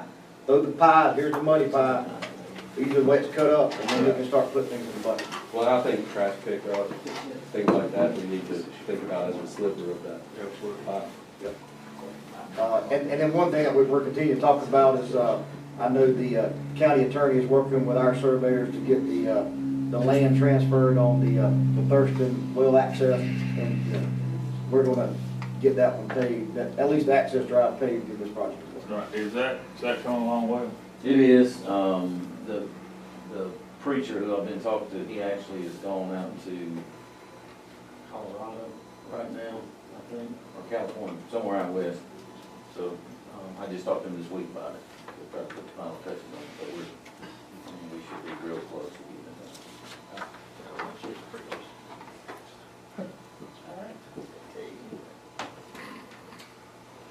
Any other questions? So we're gonna add the roads Chris is talking about. Yep, Yes. Money wise, We'll shoot. that's right. We'll We'll add the shoot that list together. roads, see where the money comes in and get it ready for the next meeting for us to vote on those. And then we'll put a work session together, a separate one to talk about everything else, with all the money we got left And next year. in the next And year's start looking project. at plots for That's right. 2026, and what that package looks like. And I guess, only thing I ask for y'all to come with a lot of detailed stuff that Yeah, y'all. we passed around the map, but we'll bring the big map, we'll have on phone call, it shows everything that we paid so far, show them in districts, and then we'll put recommendations on what we wanna do, and then, I'd love to get started on that culvert assessment after that meeting, if you guys are willing to proceed. a lot of these roads we added, we don't get the calls, I don't, but y'all do. Right, that's right. Well, And that's the and- information. And we understand. And typically in the past, I haven't shared that, but it was just, I just wanted to, I guess what I'm saying is I want you sharing my pain. I do. I mean, when citizens have concern, they feel like they reach out to their representative that they're familiar with, and they voice questions. Now, nobody was angry or anything like that, they just, they had discussed it with me 2 years in a row. And, and I said, hey, we got a list, but ultimately, I think they're gonna be extremely happy, and that's gonna be one phone call, and we'll be glad to make it after we discuss this next week. Yeah. That definitely makes sense, that we're in the middle, we have budget to spare, because we never know when we may be back. I know you made that comment before, if we leave right now, we'll never touch them again in 10 years, so let's get them while we're there. Now, of course, they know what they do, but that dip over there on Victory is pretty serious. Yes, sir. I think we did one off of Piedmont last year. I mean, we've done 2 or 3, the way we'll do transition and tie in. So, normally what we do, we'll mill back, come in there and have a bridge lift and then feather it back in. But they are gonna go in and mill it out. Just like we did the other bridge that we had. We ain't just gonna keep humping. No. And then let it settle and then pave. No, we're gonna come back and do a bridge lift with 25 millimeter and then come stack it out. And basically, you're gonna get all of that differential settlement, we're gonna pick out of that with that asphalt. So it'll be done right, just like we did, I know we did 2 or 3 last pavement, so. All right. Next item on the list, discussion for prepare the Kendall Branch culvert on Walktown Road. So this fed into what Commissioner Eldon said, going back to when, Mr. Martin, he was in the county doing assessment, he brought this one to our attention. James called me, I was basically out here the next day, you can see the pictures. We're to the point that the floor of the culvert has separated from the sidewalls. Very, very significant, so right now, the piece to the right, on that top picture, the water was supposed to flow over, up one, out. Up one, no, second picture, yes. So basically, That's a great stick, Yeah. in that thing, you see the water. so the water was supposed to fall out that way and go on that other piece of concrete. It's separated, so the water's going down, and it's undermining that whole, basically last 6 or 8 foot of that. You got your wing walls there, so basically, when it starts undermining, it has the potential to collapse all the way underneath. We felt this was emergency repair. We called 2 contractors, Suncoast, who's already doing the bridge repair for us on Pobiddy. They came out and got the best and lowest responsive bid, so they can do it. Get out here and knock it out. What we'll do is put flowable fill underneath to fill the void space. We'll line the channel again, and I believe we have a call. Up one more. Up, wrong way. Down. So $73,100 to do the restoration. Are they gonna actually just pump it, or with concrete, or what's the? Flowable fill, it's basically a slurry mix that we're gonna pump until all the void space are out, and then level it out, strike it off, and then redo some rip route, fix some of the erosion that's coming down the wing walls and everything else like that. So it ain't gonna require any tearing process? No, and we may have to have some temporary lane closures, but we're not gonna take any of the top side of the road off. So you're not, and that was one of the reasons why we wanted to treat it like this, because that would double the cost and the pain and suffering that people would have if we opened up Logtown Road for 2 weeks to fix this thing. I got a question. Yes, sir. Why the separation? Why? You know, I really can't answer. I don't know. I ain't seen no rebar, but you couldn't see the hole, but it didn't look like anything tied those 2 pieces, like they made 2 separate poles and they didn't tie it together. A lot of things could have happened. I wasn't there when they built it, so I have opinions about quality construction, but we'll fix it. It was built in 1997.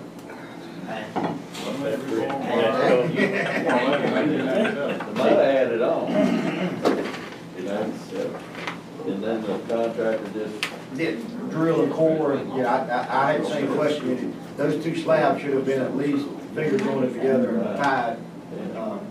But luckily we caught it, I know a big rain, the void space, that rod was at least that deep underneath that. It rained tonight. 3 or 4 inches. Does it go back? It does, and that's why that flowable fill, it's a self-level, so we're gonna keep pumping until it starts running out the top, and then we'll strike it off, because we're gonna fill all those void spaces. I didn't know how much it went up on the Yeah, road. it's hard to tell because we couldn't really get anything up, but, I took a stick and, a 24-inch, grade stake, and I was still not hitting anything solid. So, but it's still safe, so I wanna make sure everybody knows that it's still safe to travel, but it's something that we do need to address. Well, they're better than tearing it out like. Yes, sir. Kendall Branch? It's right there where that high line crosses. Yeah, the big transmission line, right there, that After you dip. cross the tri-mill, after you go by the tri-mill, down there that bottom where that high line crosses. It's hard, it took me about 3 times to find it, because it is, it was rolled up. Yeah, but it's that low spot right there. You okay to go home? It ain't gonna fix you. I don't think I go home now. You ain't having this conversation, are you? Don't work. All right, another question? We'll have this one ready for y'all for the next agenda as well. Nobody has any updates on this mill bridge. I know that James has said DOT been down there drilling. Yeah, they came in and done a bunch of drilling a couple of weeks ago. We had to move the riprap rock farm. They spent a weekend drilling on both sides. I guess they're trying to see what kind of basis. We're doing all the geotech stuff. I know they're trying, I've gotten some calls about the right of way because the state's out there trying to acquire right of way. The call I got, they want to know what the right of way was on their side. And, you know, I had to look on the tax map, but this is weird. On the downstream side, we got a wide right of way. I don't know if there used to be an old bridge there years ago, and we kept, but on the other side, it's not as wide. I think so. Straighten it out. Yes. We do that all the time. Well, they pay for it, so. All righty. The other thing was, how about public? So Po Biddy, they've got bid 4 completed. I'm gonna go look at it today. And then they're working on bid the way out. So great progress. Thank y'all for, I know social media, James and his team helped. We had to do a temporary lane closure to jack the bridge up. I think less than 2 hours we were done with it to get it shoring up. Progressing very nicely and getting close to being finished. Shoring was a big deal. Anytime you lift a bridge up, you know, measure twice, cut once, right? And we went back and forth with some engineering calculations and ensuring that it was done right. The contractor's been great to work with, so I think we're on a 30-day completion schedule. Is there one thing I can add that's not related to this, but why y'all got together? Alan has inquired, well, I'm asking the boards about surplus, you know, surplus items. And I wanted to get with y'all, we got paving equipment out there we're not using. We have a paver, we got rollers, we got stuff like that. It's been set for 5 years and it ain't been moved. Do we want a surplus? Yes. But you got a $200-something thousand paver out there. Well, that, can I interject just for a second? It's got trade value. Okay, and if it has trade value, that trade value is always gonna be better than surplus value, Okay. in my experience. If it has trade value and we need certain types of equipment that we have planned in our budget to purchase, obviously you're not gonna trade it for a tractor.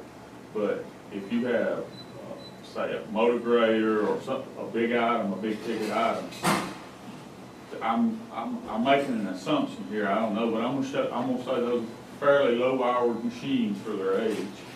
That paver's probably, it's over 1,000 hours, but it's a, That's low hour. it's probably close to I heard 2,000. C.W. Matthews. But it's an 07.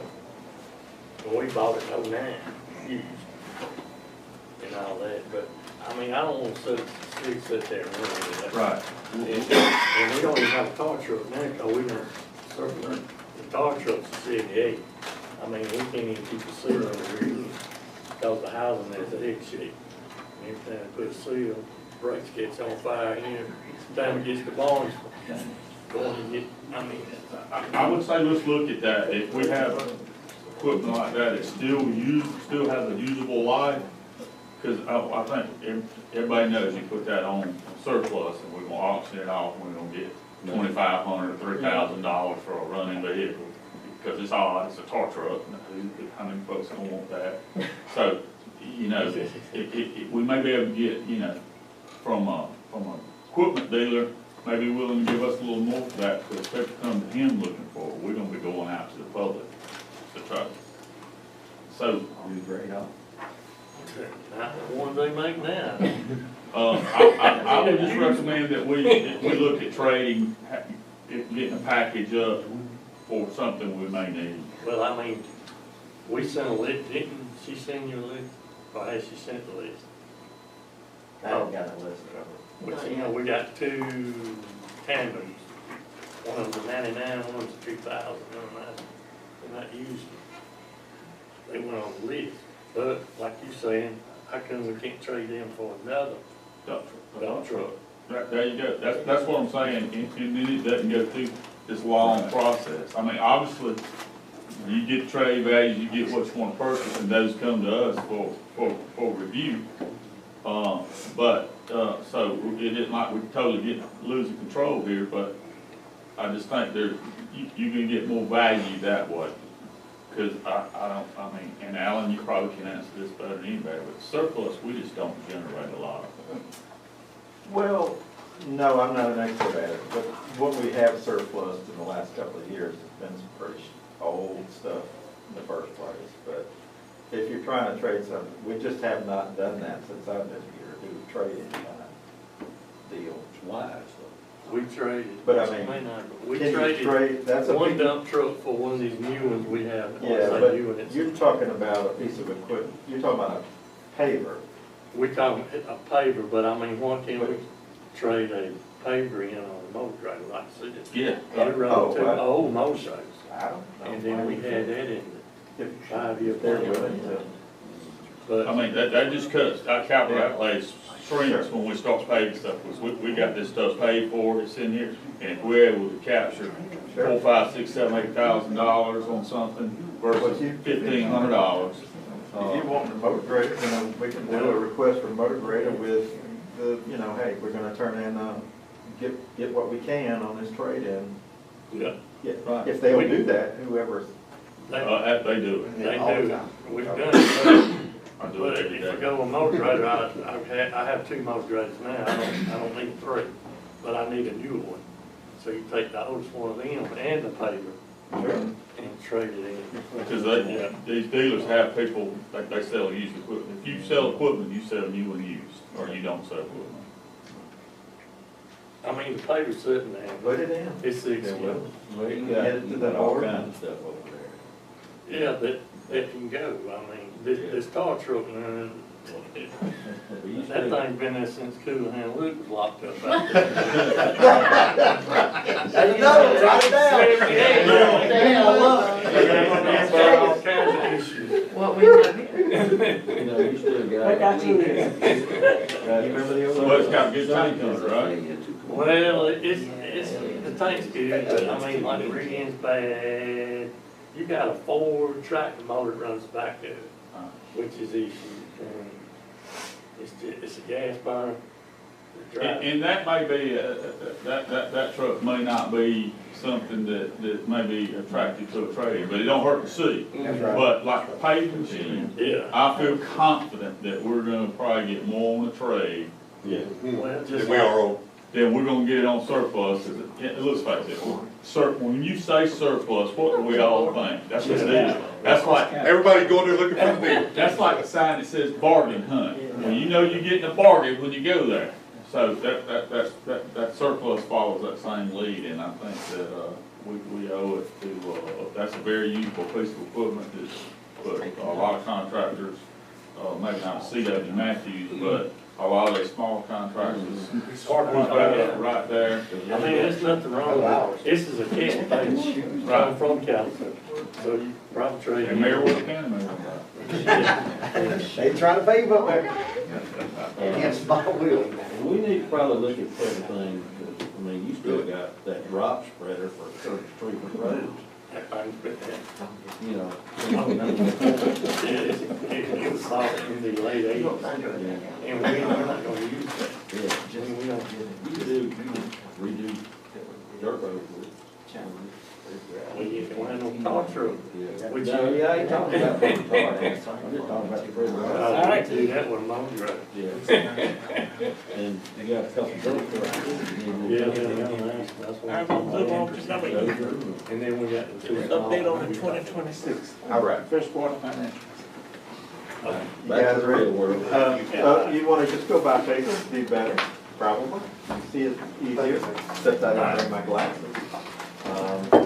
Thankfully, I did it in large font on most of it. I will not take you through all the detail, but it's here for you to take home and read through at your leisure, obviously. You can contact me if you have questions. We're using these measurement periods, we don't, I'll tell you, and I don't want to get too complicated with it, we haven't historically done what we would call in our industry, in our side of the house, a hard close at the end of each month or each quarter. Are the numbers reasonably representative of where we stand at the end of the first quarter of 2026? Yes, they are. We don't, where our budgets are prepared on an annual basis, we don't take the budget and chop it into 4 different parts to do it analytically. So when we're comparing numbers, like where we were as of March 31st, we compare it to a year-to-date budget. So having said all that, and in each of our quarters, we don't, only on the first quarter are we just representing 3 months. When we get to the 6-month period, you'll be talking about 6 months today. But where we would expect ourselves to be, if you looked at the way some of the older, I shouldn't say older, but the Smart Fusion reports is, we would like to see that we're at, say, 25% of budget or less. And that says, okay, we're on track. Particularly if we're less, that's great, because that means we're spending less than what we budget. That's always a good thing, in most cases. So what the graphic that I have here does for you, I just take them, I call them our major operating funds. These aren't our capital, these aren't debt service. These are the 4 funds where we provide services, and 4 funds that have people in them. So there are big ones. General fund, obviously, is the biggest. Joint projects has, within that fund, we have archives, we have EMA, we have senior center. But the joint project fund is also the feeder for 911 and recreation, because the tax revenues that come in when we do collect our property taxes, we distribute those to those other 2 funds. And each of those funds, as you know, like 911 and recreation, also have generated its own revenue. Squirrel Bluff is in here. It's not a joint project, obviously, but that is one of I would regard it as one of our main operating funds, and it requires some assistance from the general fund, funding assistance throughout the year to operate, because it's not a standalone. So we're looking good as of the first 3 months of the year. So what you got in the rest of the document, if you flip the page, just the first one is a comprehensive fund summary. Now that takes all of our funds, all of our governmental funds, and groups it together, shows the revenues, shows the expenditures, and where we are as of the end of the period. And if you read the narrative I have at the top, this software, I can only present this way, meaning that it's to look at this when you see over on the far right in terms of percentages, and it shows you 75, 80%, etc. That means that compared to budget, you look at the 3rd column, that's your dollar difference between where we are now, the actual, to the budget. So if you were just take taxes, we're $25 million below budget. Okay, that's fine. That's just, we're only at the 3-month period. And if you look to the next column, that's going to give you a percentage. And so what you're looking for there is anything a negative 75%, or let's say smaller, because you go smaller on negative amount, higher than, or 80%, we're in good shape. Now on revenues, I do make the point, whenever you're looking at our revenues, understand that we do have monthly revenues that come in, like local option sales taxes, fines, fees. We don't get the insurance premium until October, which is $1.5 million at least. But the rest of it comes in November and December.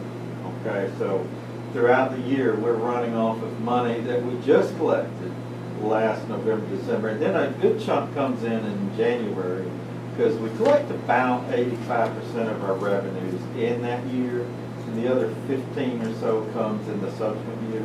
But then after that, there's no more major cash inflow to a general fund. So it's always a cash flow challenge to get us to the next, or at least October, is a breath of fresh air, because that insurance premium comes in. So that's all I'll say about that. And you can go and look at everything by fund. And I do include, like on page 7, you have the same comprehensive summary for the general fund. That narrows it down, and each and every other fund is presented in the same manner. You have, you know, what it looks like in terms of big picture, and then if you flip over to page 8, which is on the back of 7, I do have sort of a graphic, and these percentages should start looking very familiar to you, but it's always nice to put the graphic up and show you in terms of our budget, where we spend our money, where our monies are going, the county's, the taxpayers' money. And always you're gonna see public safety is gonna be at the top, and the percentage. So, public safety, pretty much drives our budget, so you have a wiggle there, it shapes the whole budget. So, and that's always something, you know, I recommend you all keep in mind when you go into budgeting for new years, what happens there in those areas, particularly in the sheriff. Of course, you've got animal controls in there, but it's not a big slice of the pie. If you take public safety, and I don't do it in this chart, but you add in judicial, that's an even, like judicial is 13%. So you've got 60% of your budget is law enforcement, basically, and judicial, and that's your judicial circuit, and all your judges, your probate court and superior court clerk, and all of that. That's a big slice of our county budget, and just about every other county is the same way. Just maybe smaller or bigger numbers. Okay, any questions? Okay. Again, like I said, if you go, like if you flipped over to page 11, you've got the joint projects, same presentation is grouped. You've got revenues and expenditures. What I did also, I should go back and point out, if you go back to page 9, if you're curious, I do have a breakdown of budget to actual by every department. Now, it's not a granular detailed look into each department, but it gives you department by department, and so there are no concerns right now in March for any of our departments within the general fund. And some of these departments are just there as place. I mean, there's no activity going on other than it's set aside for a unique specific purpose. Oh, yes, ma'am. Like on the ones that have like 1% left in the budget, usually that's stuff that's only taking place once a year. If you see something that's 50%, that's because we're paying quarterly out of those departments or out of those accounts. And that's the reason for that. So if you see that and think, well, he said nothing's wrong, that's the reason why. Because quarterly we pay 2 payments and yearly we've already paid the payments. Okay, any questions? Okay, email me or Lacey or call us if you see something, say, hey, this doesn't make sense. Transportation Services has a big old hole. That's that contract that we have at Three Rivers. If you just approved, yeah, that's what that cost is for the transportation. Okay, moving along, I'll jump. We go through 911, we go through the Recreation Fund. Now, we do have Squirrel Bluff. Squirrel Bluff is looking fine. Let me go tell you what page first. 14. Squirrel Bluff is doing fine for right now. Now revenues, hopefully revenues will pick up. It's seasonal, so we're just getting into that time of the year where folks like to do a lot of camping, like going to the bluff and taking, doing water activities, etc. So we should start seeing, the charges for services start going up in terms of revenue. The other financing, when you see that, that is, in this case, other financing sources, that's general fund.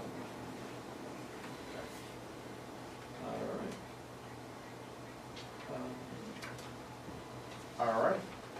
Did I miss something? No. Oh, okay. I think I got some pages kind of back or something. But anyway, let's move on. First quarter capital spend. I like this one. This takes most time to actually put together. In the graphic, the bar chart, you'll see, I grouped everything based on major classification. So buildings and improvements, we have $604,000 worth of spend in the first quarter. $367,000 spend on infrastructure, which is water and sewer. That is the lift station. And then we had $188,000, if I can see this correctly, on roads and bridges. We had not gotten, actually, the payout, the first payout came in April for Coggins, so that was $1,300,000, $1,200,000, somewhere in there. And then just a small amount for furnishings. I threw furnishings, technology, and equipment all into one bucket. Tech is mostly going to be laptops and things of that nature. Furnishings, we purchased a little furniture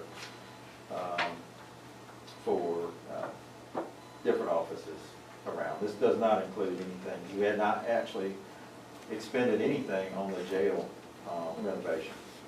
So that'll come in your 6 months. And threw in several little pictures you can see. I didn't have appreciation for what ton AC unit is that one on top of the recreation? RTU2 and. Yeah, but what ton is it? 30 ton. I didn't realize what a 30 ton, how big a contraption that thing is. So 2 of them have been put up there for $170,000. Yeah, so just to give you an idea. The graph in the chart in the middle, which I can't see, I gotta hurry, I don't take too long. I can't believe I walked out without my glasses this morning, but that is a chart prepared in Excel. It's kind of pasted into this document. It was so large, I needed to do it this way. It's fuzzy, I know. But this is the detail of what we spent our money on in the first quarter, but not just the first quarter. I've added in the budget, and then what we had spent on the project in the prior year, and then what we spent on it in the current year. So, and where we are on the remaining. Now, there's much less, in fact, I think there's, other than what may come through from Chris, the 2024 is closed out in terms of Robinson paving. We wrote them a check this month. Well, it was at the end of April. End of April for the last of their work. Retainage and everything's been released. Okay.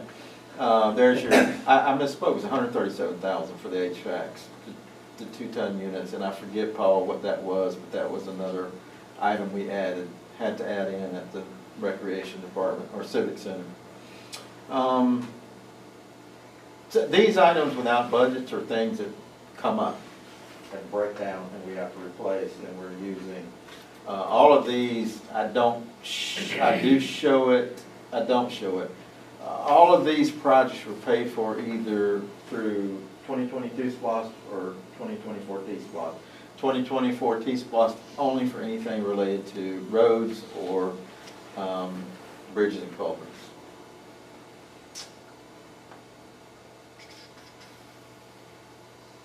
Any questions? Drake is that building. You know, we added a pretty healthy contingency for it, but we are going slightly over only because we didn't in that budget we proposed to you all. We didn't contemplate some things like filing cabinets and furnishings.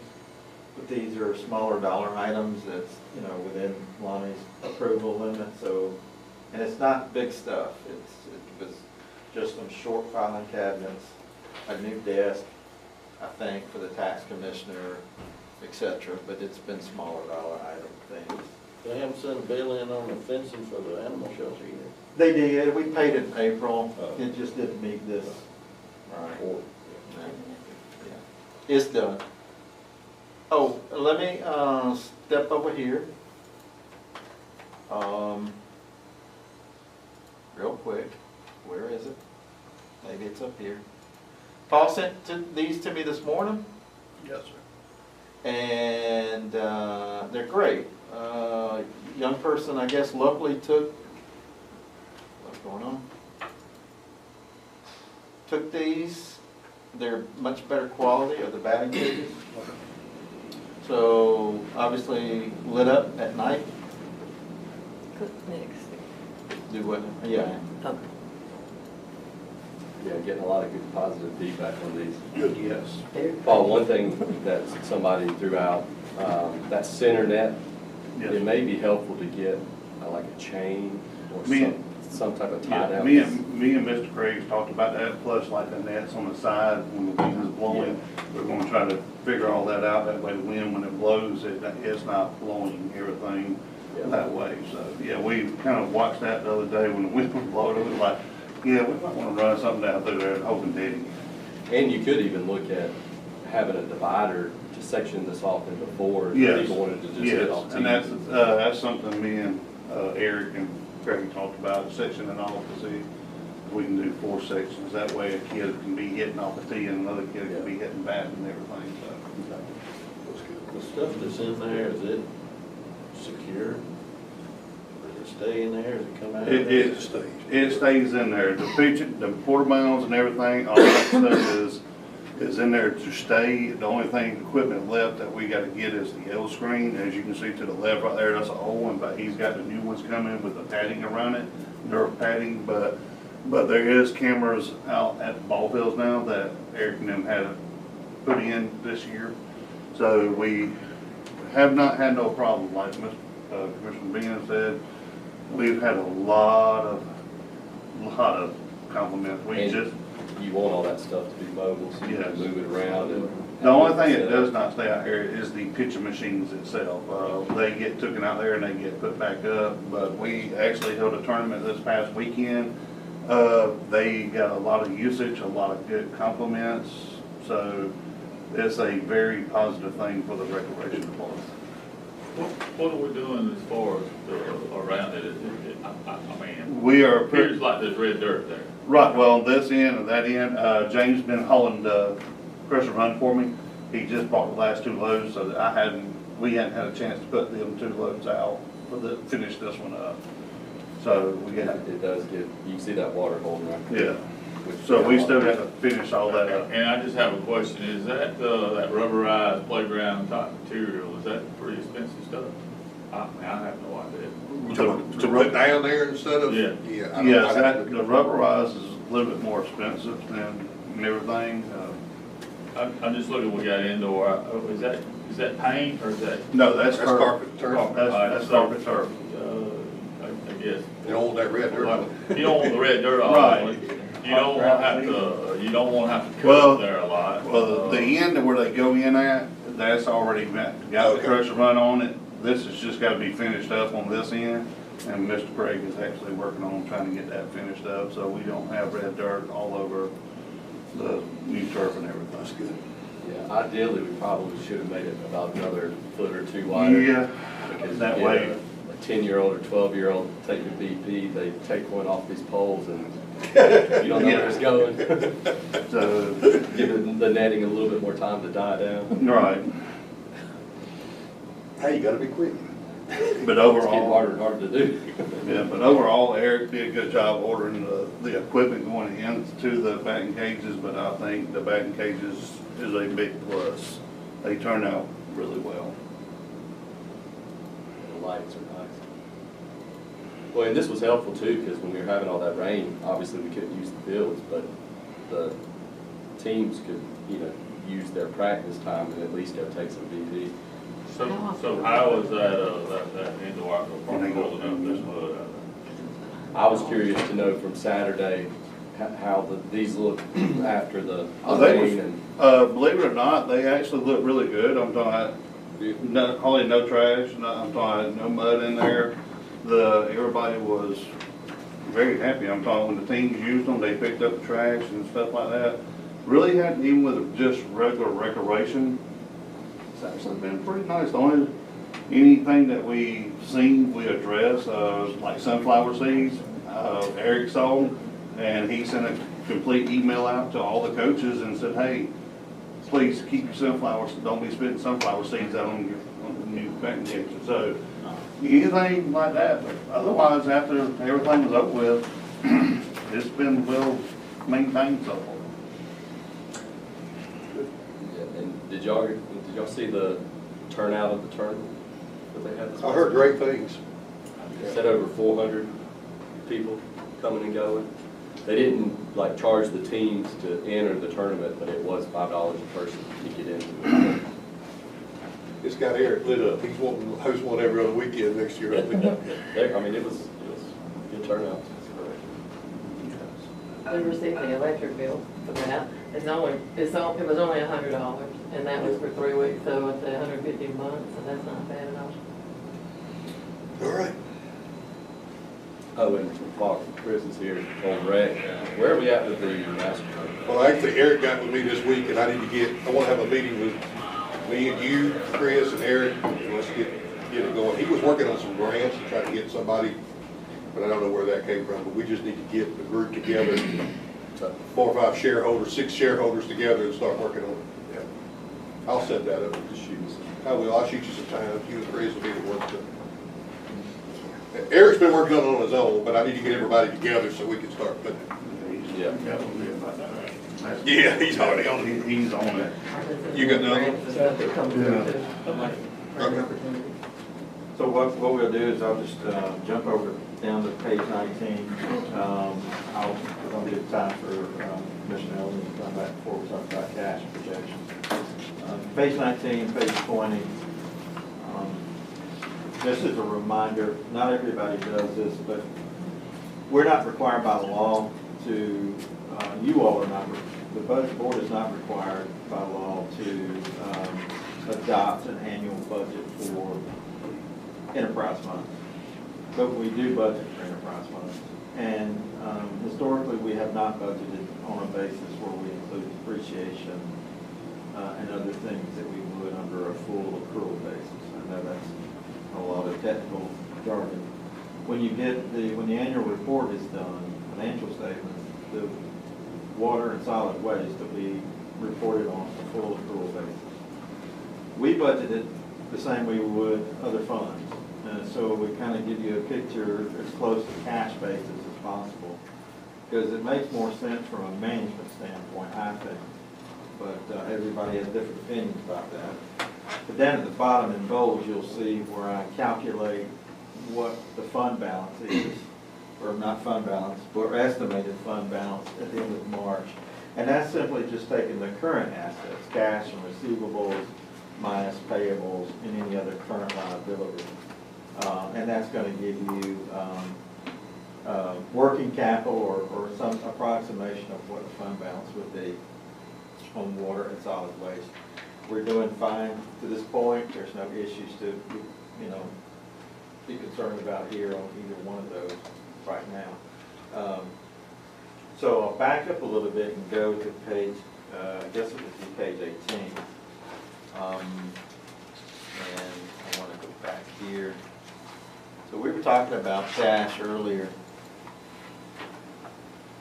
So at the top, what I have is the 2022 SPLOST, and the beginning balance is actually the beginning balance on April 1st, or what it was at March 31st. So we had $4.5 million in 2022 SPLOST, and project $3.8 million in collections for the rest of the year, and an estimation of the amount of interest we'll earn on that. The annual fees are the fees charged to us by Synovus to manage this account, which is in a custodial type account, and that's because of the bond. The city of Thomaston obviously is their distribution for their portion of the proceeds, the amount of debt service. The encumbrances, that's a summary of those projects I showed you on the slide with all the numbers on it. And that's what we have right now planned that we would use SPLOST dollars for. So I'm kind of trying to give you a picture of what we would have, assuming right now if we didn't do anything else with 2022 SPLOST, we'd end the year with roughly $4.8 million, give or take, in 2022 SPLOST. So there's room for additional projects. There's room for the roofing projects, depending for the archives, and that just depends on what type of roofing that we go with. And I've forecast out what the sales taxes will be for each of the subsequent years. 2028 obviously is a partial year because we're going to have to, it wraps up March, into March, April. And you'll be in the process of a SPLOST continuation. So it'll be your 2029 SPLOST to, to get the voters, but we'll still have the debt service. It continues on regardless. That's why I laid that out there. And there will be cash in case the voters don't, for whatever reason, approve of a continuation. There'll be some cash left to help with that, but also cash for future capital projects. Roads. So what I have here is same thing, with the balance of, this is a combined balance of what's left in the debt, with the debt that we raised, and the SPLOST sales tax dollars that we've collected. Anticipated $3.7 million in sales tax revenues for the rest of the year, $130,000 in interest. I don't want to go into arbitrage rebate right now. It'd be better if I'm deducting out what we potentially have to pay back. So what we do is, whenever we raise money and we issue debt, that's tax exempt. And that's what makes it attractive to borrow or investors that want to buy our debt, is if they buy that debt, they don't have to pay taxes on the interest on that debt. Well, there's certain requirements by the IRS that we have to spend that money quickly, because if we're earning more interest than the yield on those bonds, we have to pay it back to the IRS. Unfortunately, we didn't spend the money fast enough in the 2024 SPLOST to get under the wire for that.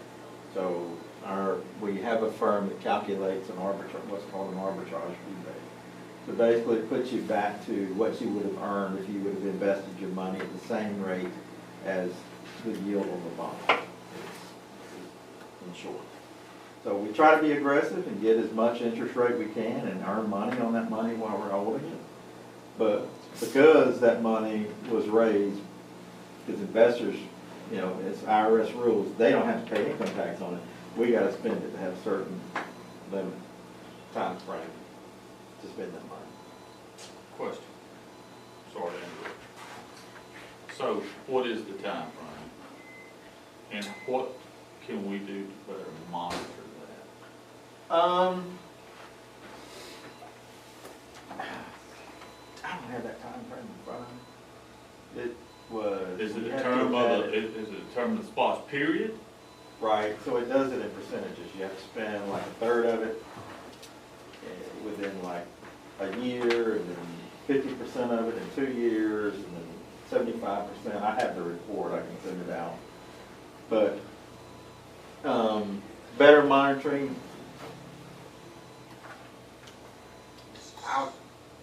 I'll take that. I should have paid more attention to that. I could have spent SPLOST versus the LNIG.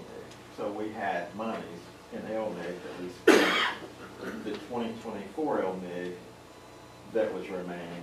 We spent that when I should have spent 2020, should have come out of 2024 T-SPLOST. And we would have come under the wire.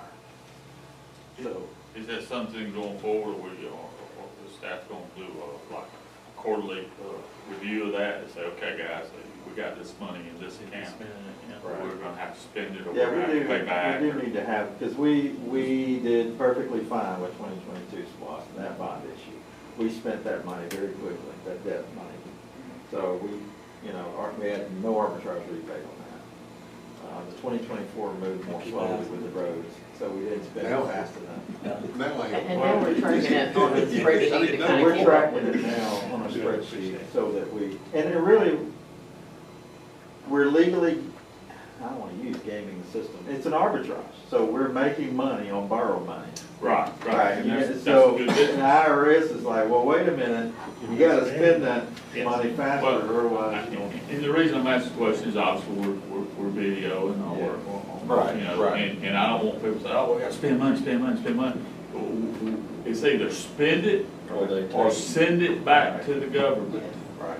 And it's not government money, it's not money that the government gave us. Right. These are tax dollars, tax money, it's the taxpayers' money. And if we don't get to spend it, we have to send it back. Right. It's not that, look, it's spend, spend, spend, spend. So alternative to that is that, one, you just don't put it in that high of a yielding bank account, right? So you're fine. But then, I like to try to earn as much money as we can on our money, so, or the taxpayers' money. And you just gotta be careful with this stuff. Other SPOS period, like 2016 SPOS, we didn't have to worry about it because it wasn't bonded, there was no debt. And really, this doesn't apply to the sales tax dollars, it applies to the borrowed funds. So we borrowed $9 million. Mainly these ones. Right. Yes, it was T-SPOS. T-SPOS. So we, yours truly should have paid a little more attention to that. I got that report from them, I'm like, oh, can't believe this happened, but we just missed it. By the third phase, we should have spent a few more dollars out of that bucket versus the LMIG. Because on LMIG, you typically, those don't have time frames to spend the money. But yeah, we are watching for sure now, we'll follow on it. So, that kind of gives you an idea. The encumbrances that we have is what I estimated that we would spend out of T-SPOS based on the current project value or what it was bid out as. I didn't anticipate, I didn't build into it any cost savings. So it's at its full, I think, you know, the total cost of the engineering and the road projects is about 8.1 million or so. We can go back to the previous slide to double check that. So what I have factored in there is how much of that would have to come out of 2024 T-SPOS. That's your 5.6 million in encumbrance. Now you drop down, you see LMIG. So our balance in LMIG at the end of March was 2.3 million. That still includes 2025 LMIG. And it also includes the 2026 LMIG. It doesn't include the LRA that just came in May. That's there on 84234 on this there. So the encumbrance is the rest of it. So we're looking at a total project, if you add those two encumbrances together, you know, of 8.6 million for road resurfacing. Portion to be paid out of T-SPOS, portion to be paid out of LMIG. We want to continue to burn T-SPOS as fast as possible to make sure that arbitrage estimation doesn't increase at all. So we want to spend every dime of it we can for August, because August is the next period. This is an estimate through that period, but it could grow. We just want to try to, whatever, if those guys get their work done, you guys get it inspected, get the pay apps in. That's what I say, the timing of the payouts, Yeah. they can get creative. And if we need to. we just dropped a big one yesterday. Yeah, you can get a check today, I mean, well, sent out today. So, that was like 1.2, 1.3, so That's good. with two pavers, we're clicking off $1.5 million a month. Yeah, we'll We'll be in the good. We'll spend those borrowed funds. Over to the right, I just simply laid out what's sitting in, what came from where, like the 2025 LMIG, the 2025 LRA, 26 and 24. Or 26 LMIG and LRA. We got $3.1 million in state grant money. That's awesome. 3.2 million, we rounded up. So that's very nice to have. All right. So that's not as detailed as you probably wanted, but that's kind of it gives you, as you're thinking about, you know, these road projects, what you've got to work with, and you know, you got to think about the next year and the next year too, because I don't know that you have more roads that all get done this year, but you may not want to run that fast. And it's simply because cash flows are always a concern, and particularly, with some of that. You don't want to get ahead of what you're receiving. Right. That's right. All right. I'm done. We on to the next one. Hallelujah. Related but unrelated. We have a reserve policy. What account does that reserve show in? Oh, Dedicated reserve policy. For the fund balance? Yes. Right. So we have a reserve policy for our general fund, which is to maintain 1/3 of the preceding year's budget. So if your budget is 20 million, you need to have at least, what, 6.6 million in fund balance. Did I get that right? Where we keep it is in the general fund balance. And it's not going to be that much right now. If you look back to page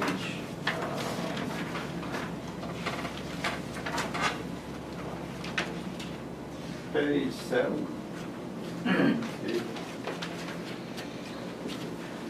You see, and these numbers are up to date.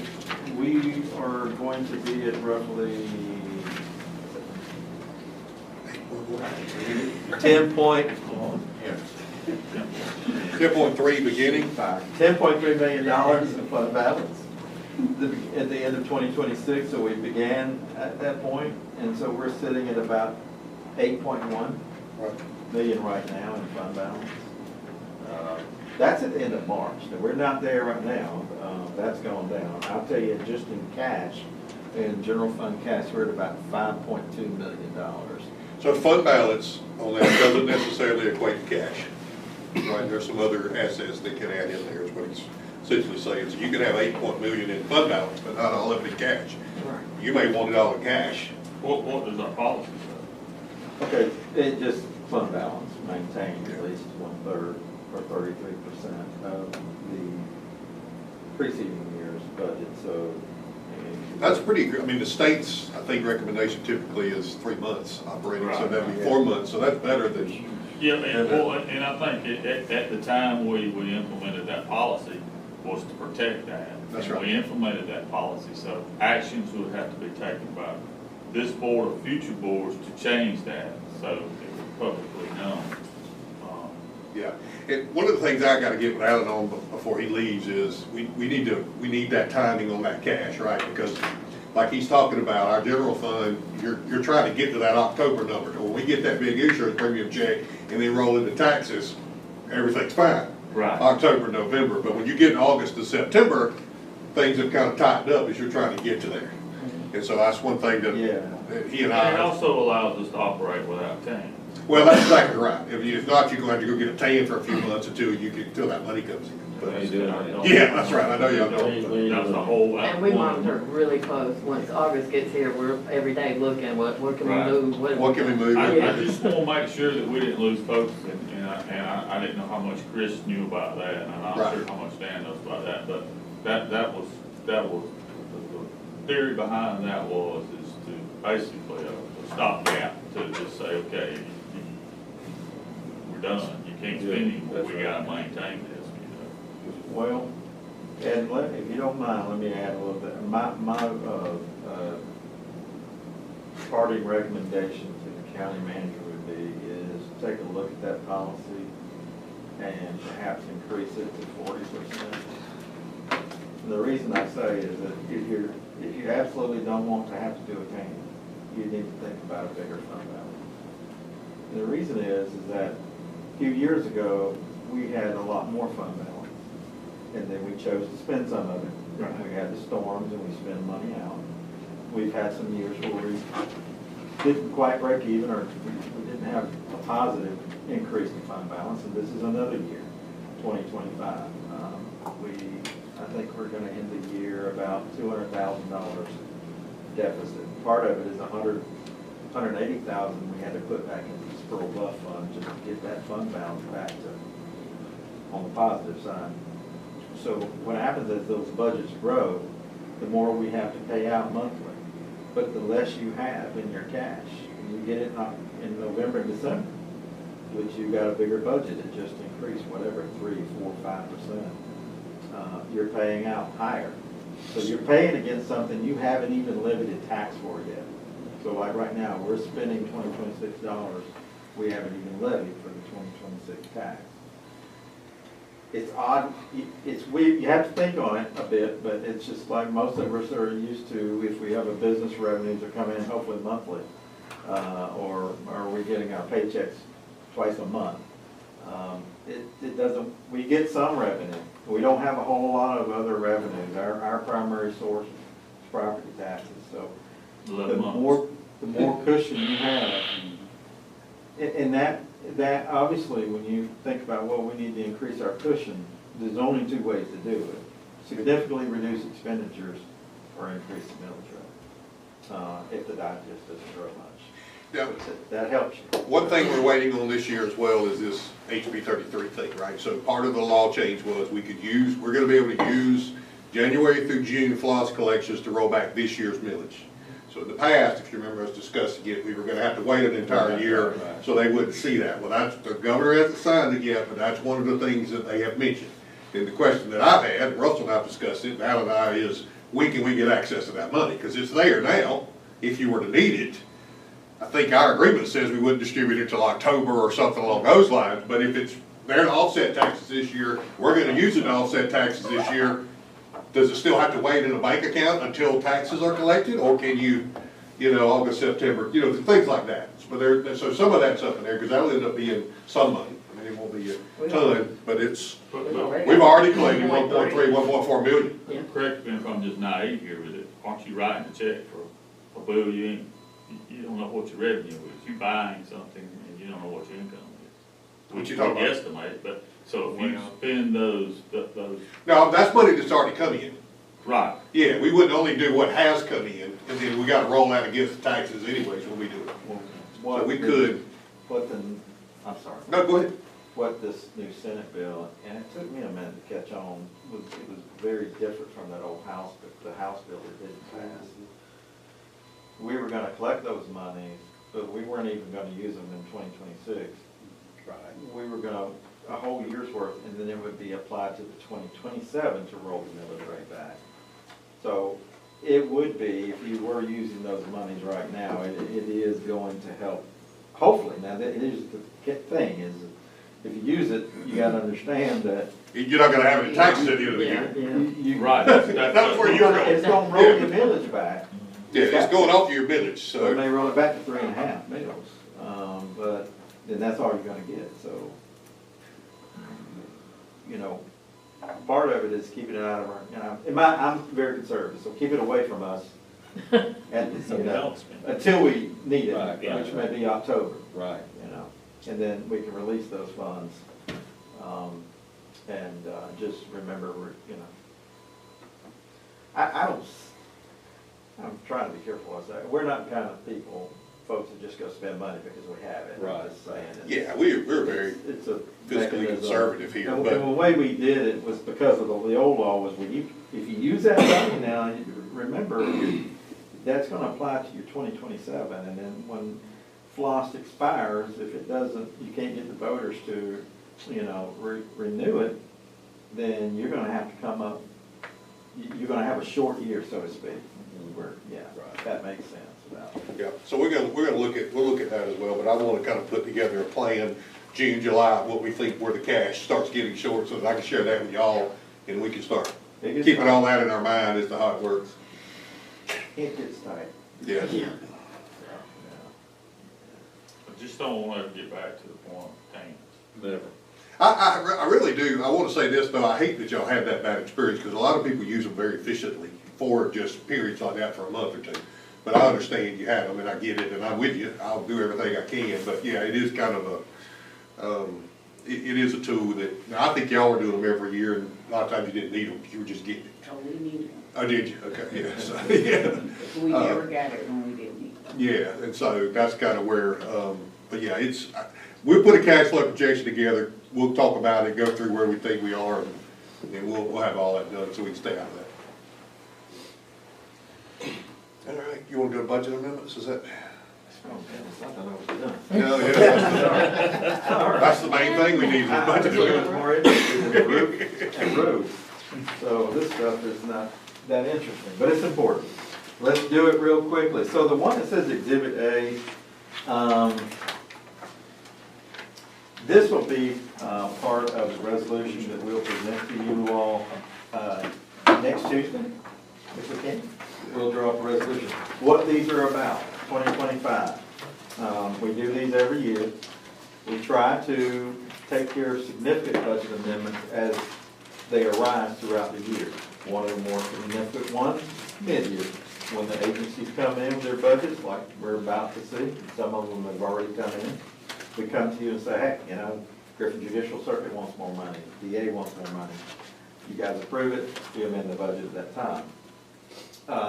We do have, as we're progressing throughout the year, we're watching these budgets actual. Lacey's firing out emails to department heads saying, you know, red alert, red alert, red alert, and try to, you know, try to get them to be careful with their spending. We do have, however, instances where we just go over and we have to clean that up before we issue the financial statements, or we should.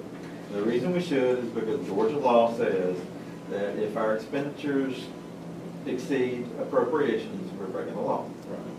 So, and the auditors will do a footnote disclosure to go, or a note disclosure to go on the financials, and when the Department of Audits picks up your financials, they're gonna see it, they're gonna write you up, and you get a report that says you shouldn't have this happen. They can clean it up for the next year. They'll allow you some nominal difference, because it gets a little maddening. If you guys approve this and the auditors find an adjustment or two, then you have to go back, and it may throw us over a few bucks. We're not gonna go back and kill ourselves or something like that. Because of the law, the way it's written, that we have to do this. I'm sorry in that I did not, you have electronic copy. You can't see color on yours, and we're locked out. But if you looked at your electronic version, this thing. Well, the power blinked a minute ago, so. Yeah. Let me just, while Alan's working on that, let me just, you got budget amendments in here totaling $594,000 on the last page that we went over budget. But I wanted y'all to see that as an overall county, you were under budget for last year. We don't do an adjustment for the ones you were under budget on. We just, to keep us out of trouble with the state, do the ones you're over budget on. So that's why you get that first sheet. You can see, I think James has his in color. You get greens and reds, and the greens outweigh the reds. So I don't want you to think we're asking you to amend the budget for 594 because it's just extra money. Yeah, you see what I'm saying? You were under budget total 165. So, yeah, the county's fine last year for 2025, but we just need you to vote on these to clean it up for audit purposes. And we can go into as much detail on each one of them on the next page as you want. And I'm thinking we approved every one of them. Yeah, you probably did at the time it was spent, I would think. Well, you approved the amended, what's presented as amended budget, when I'm asking Color. sir. Mine's not in color. Oh. Dang. Don't you have a color? One of y'all It doesn't Yeah. matter. I can read present. Ah, Mine. She does. Yeah, Oh, Jessica. Jessica's is in color, okay. yeah, but it's slightly different. Just look at the pluses and the If you minuses, look at the right? bottom Right. of the fund balance, we came in under budget $165,000 in total. So the minuses are where we went over. And we have, and that, I have this in here by fund. No, the minuses are where we went under. Excuse me, under. Yeah. The positives is where we went over. That's right. Thank you. And if you look at the percent used, anything over 100, we went over. So animal control was over, not 24, but clerk of Superior Court was under 26. So they kind of offset, see how we're doing it.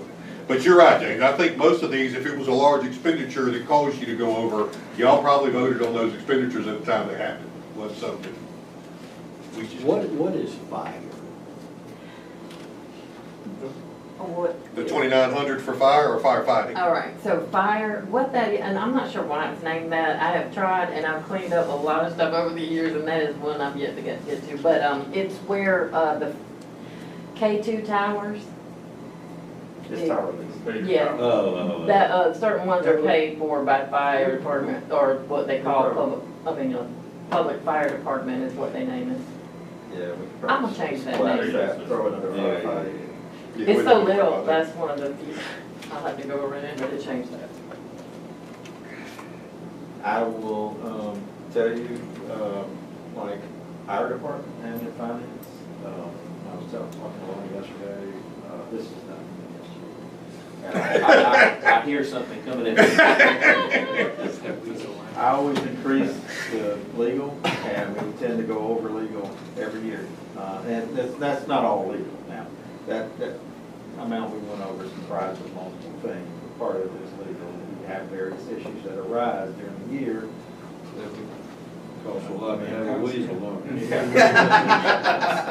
But that's Weasels not, get picked on. but that's not all him. We went over in several categories, and admin finance part of it was some compensation. Paid out in 2025. Yeah, so,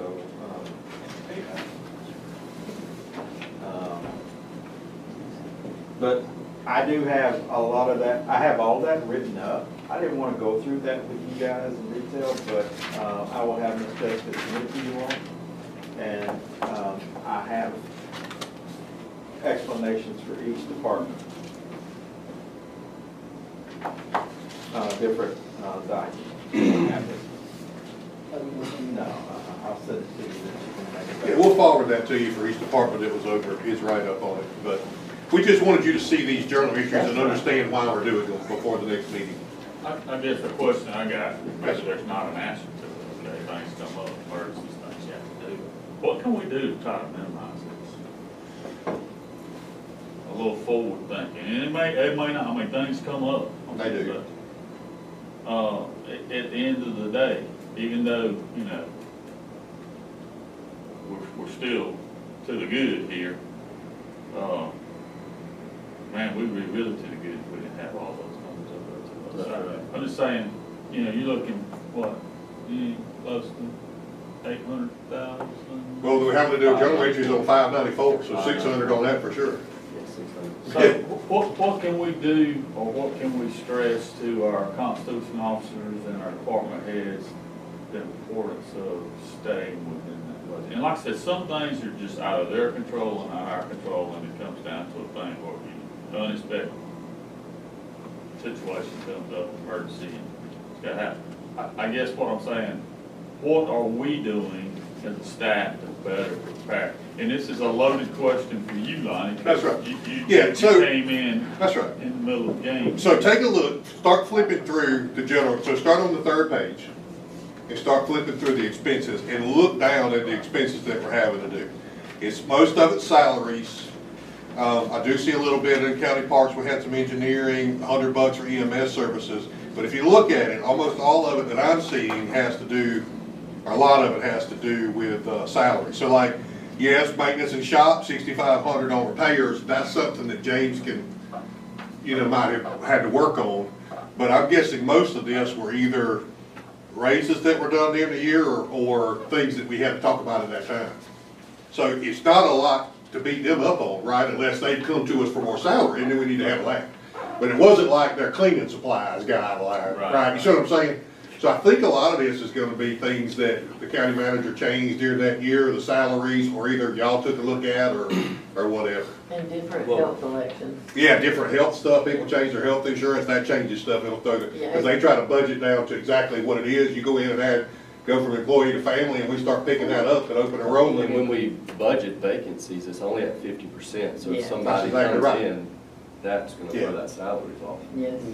So that's what I mean, there's not a ton to, now I have met with Lacey on a couple, like I'll give you a prime example, and I'll say it right here, but you know, we have a new rec director, we've been doing a lot with the recreation department. Lacey came to me yesterday, we've got Paul down there working on it, was like, hey, we need to cool it a little bit on the rec, on some of this outside stuff. So she's already met with Eric, or talked to Eric about it, I'll talk to Eric about it, and we'll start. So we're working on those things all the time, but I think some of this stuff is gonna be, salary related that we have to kinda do, so. Try to answer your question? Yeah, I mean, I'm just, and I get it. Yeah. A lot of different moving parts there. What my goal would try to be was just see what we could do to reduce Sure. that.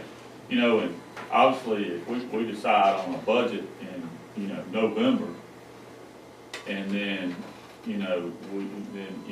by October,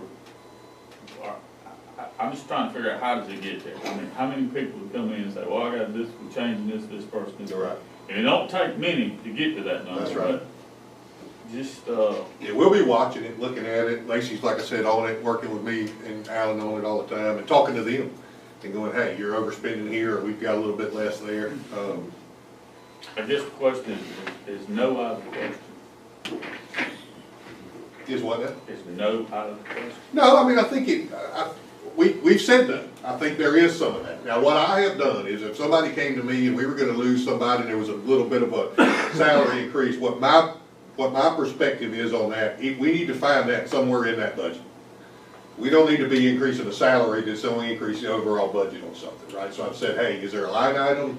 Is there something that You can offset it. I don't mind trying to help you a little bit. If you think you're gonna lose somebody and this was something that I didn't need to bring to y'all, I don't mind working with you. Right. But I'm not working with you and we added $30,000 to the budget line item. Like, it needs to be a small amount, and we've tried to work through some of that. No, and I do think you say, I'll give you a prime example. We were looking at a robot to line the baseball fields and all last week, which a lot of people use, and it would be a good thing, but it's essentially a lease for, what, 22,000 a year for a lease going forward. And when we finally got with Joe, Eric had brought it, all had looked at it. It's a really good machine. We've looked at it.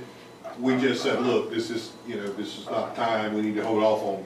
And that would have been a capital item, probably, but still, we held off on some of that stuff. So I'm also trying to work with, especially Eric in here, because he's my new one and it's a big department. There's a lot going on about, hey, don't try to hit us at 4,000 or 5,000 at a time. I need a list of those 4,000 or 5,000, like even a smaller version of a capital list. But what are we doing, and what's the goal on that stuff? So I think as we go, I don't worry about budgets so much the first part of the year. Really get into it starting after the 6-month mark, as we're starting to get toward the end of the year on stuff. Some of it I wonder too could be, like I was looking at the numbers there, like the sheriff was over a little bit, and the jail was over a little bit, but then his resource officers was way under. Yeah. So I'm wondering if that's how they coded some stuff. Because if you look, say, well, the sheriff was over 150 grand. Well, if you look at the school resource over, that was under 180. So technically, those line items for him, you know what I mean? So that could be a category thing. But yeah, we'll be watching it. Yeah, we'll be watching it. Trying to save as much as we can. I add a little bit, just a little bit. Yeah, go ahead. And it really, Lonnie just said it, basically, if you look at the big ones, besides us, admin, finance, and I can answer the dues and fees and all of those things that I show you there, and that document Jessica has, you would get that, kind of breaks all that down. The bigger ones, as you pointed out, the jail, the sheriff just had a bad year, it's medical. A lot of folks having the stuff that's outside of the contract services, emergency room visits, etc. We ran up medical big time on jail, so that's why I'm having to increase jail. That's 102,000 there, just for that. It's really hard to predict. I mean, yeah, and like I said, there's some things we just don't have control of. I understand that. judicial and bailiff, whenever we have these larger cases and more cases, we get billed extra. He could probably explain that better, but we get those bills directly from, this is for court reporter, some of the judicial and bailiff, that's it. And this is judicial and bailiff. Oh, yes, you're right, I'm sorry. Sorry. There is some of that court reporting in there, but that is because the cash monies are held up from the probate judge, the former probate judge, and all that, those bank accounts are frozen, we couldn't get to that cash. So there's various fees that have to be paid by the probate judge to different entities, agencies. On that money? Yeah, she's supposed to pay out of that money, we didn't have access to it, so we had to pay for it. So We're part of never that. gonna get that, We continue to ask you, we're not. But that was 39,000 of that. Thank you, Leslie. I appreciate that. I mean, Yeah, we don't even know how much it was, do we? No, they don't even give us a bank statement, so we Yeah. don't even know what was in the account. She had a water machine? She had an ice maker that she had taken home and. It's on a lease. And it's on a lease that we pay for. So we've been getting billed for that. So I called Quinch or whoever it is, and I spoke with several different people. They sent us an email, said that they weren't going to charge us anymore going forward, that they understood the situation. However, they did turn us over to collections. So I'm trying to get in touch with the GBI. I know it's been handed over to Miss Kristen now, so I'm trying to get in touch with her and find out where that machine is, because they've got several different items that was in her possession, and they have them because it's evidence, but we actually are leasing some of those, and they really belong with the county, so I don't know how we need to handle that. This machine, I believe, is in the front. They said that the GBI had it. They probably do not. So that's a big one. The juvenile court, they had someone that had to have an interpreter, that I believe, A deaf deaf child. And so extra costs were incurred, firms that came in. So those are the kind of things that happen. Like on the sheriff, then like Lonnie said, just with salary, that's offset big time, because he had a huge surplus in his SRO. He moves people around, and there's a lag sometimes with us on they're getting paid what they're supposed to get paid. Just, oh, well, they're in a different department now. Where we classify it. Or you code now. You always Where you kind code of it. look at him as a Code whole thing. department. And 911 came in under budget, Yeah. so. Well, and I'm done after I say this, I just know that on a state level, you know, and it's election season, so you're hearing a lot of promises about property taxes, reducing or freezing property taxes. And a major portion of our revenue comes from property taxes. And with this new House bill that passed, I don't understand it. I'm gonna be honest with you. I mean, very easily, we could be searching in every nook and cranny for dollars moving forward. So we have got to be very diligent on understanding what that law is and preparing for it. Because we run like we always have, do the same old things, and we got a different market ahead. We're gonna be in the hole here. The main thing that I wanted taken out of the bill, and that I had emailed them about, which they did in this latest version, was the 3% cap on all taxes. I just told them, you can't take away all of our residential taxes and then tell us we can't raise everybody else, like your commercial industrial taxes more than 3%, or you gotta go to a referendum. And so they took that out. So, you know, not saying I wanna go up on anybody's taxes. I mean, to me, that hurts us economic development wise, but at least we do have, if we could, you know, go up on the commercial industrial, it would be offset by how they're doing the homestead for the citizens. But, so at least we have that in there, because they were talking about adding that limit. That would have really changed. I don't know if you get to buy it, there's a lot of counties, municipalities, that it would have been terrible. So they finally took all that out. But yeah, we're kind of still waiting on the final version. When I was at ACCG, they were even saying the governor may call a special session on some of that. Like Alan mentioned, this was technically a Senate bill. That bill should have originated in the House. I think it's a posturing to delay signing until after the election in a few weeks is what I think. But we just don't know. He hadn't signed it yet. So we'll see once we get the final version. But ACCG's been all over it. They had stuff at the conference, and they're sending out emails, and as soon as we get a final version, we'll get the gist of it and get it out to you. I just don't know that, you know, on the state level, that they have the same interest we have. Oh, 100%. Right. And that, you know, ultimately, there are the lawmakers. And it's gonna get pushed down to us, and our you know, our funds can get smaller and smaller and smaller. And so we just need to take that in consideration as we make decisions on expenditures and expansions and roof repairs and stuff like that. We're always, I just see that, you know. Yep. And I may not be here long enough to see the full effect of that, but it's gonna affect me as a taxpayer as long as I live in this town. Well, it all sounds good on TV. Yeah. I will say that, I know on public buildings, it looks like that the repairs and maintenance have gone up a lot, but it's only because there was a lot of things not done. Right. And he has gotten to a point where now they are, and it's gone down, like the maintenance side of it, where they have to come fix little things, that's gone down a lot. Yeah, I mean, it's just, you know, just poor management previously. So I got a question. Yes, sir. Oh. I was just gonna say, those batting cages, I mean, that's all in all. He didn't build them all, but all the quotes, everything, all the way running, they did a great job, fabulous job, I could say. And I was gonna say about Drake, yeah, notice all those river birches have been cut down. It looks better, You know, so. 100% better. All they cut. No, I got Paul, Yeah. I mean, he's on his, Paul's working all the time. Yeah, he's busy All man. the time. Now, what was your question? Well, one that jumps out at me, you know, it's up to the upper end of the list here, is agricultural resources. Those retirements and 401 matches and stuff, is that something that we just didn't see whenever? They control that, and, they send us something and say we have to pay them this.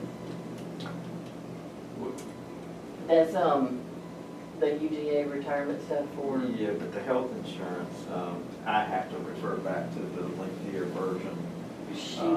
She came on full time. I'm not gonna be Yes, able to read it. that was major. Yeah, that was the main thing when we brought her on full time. We went from paying a percentage to more money.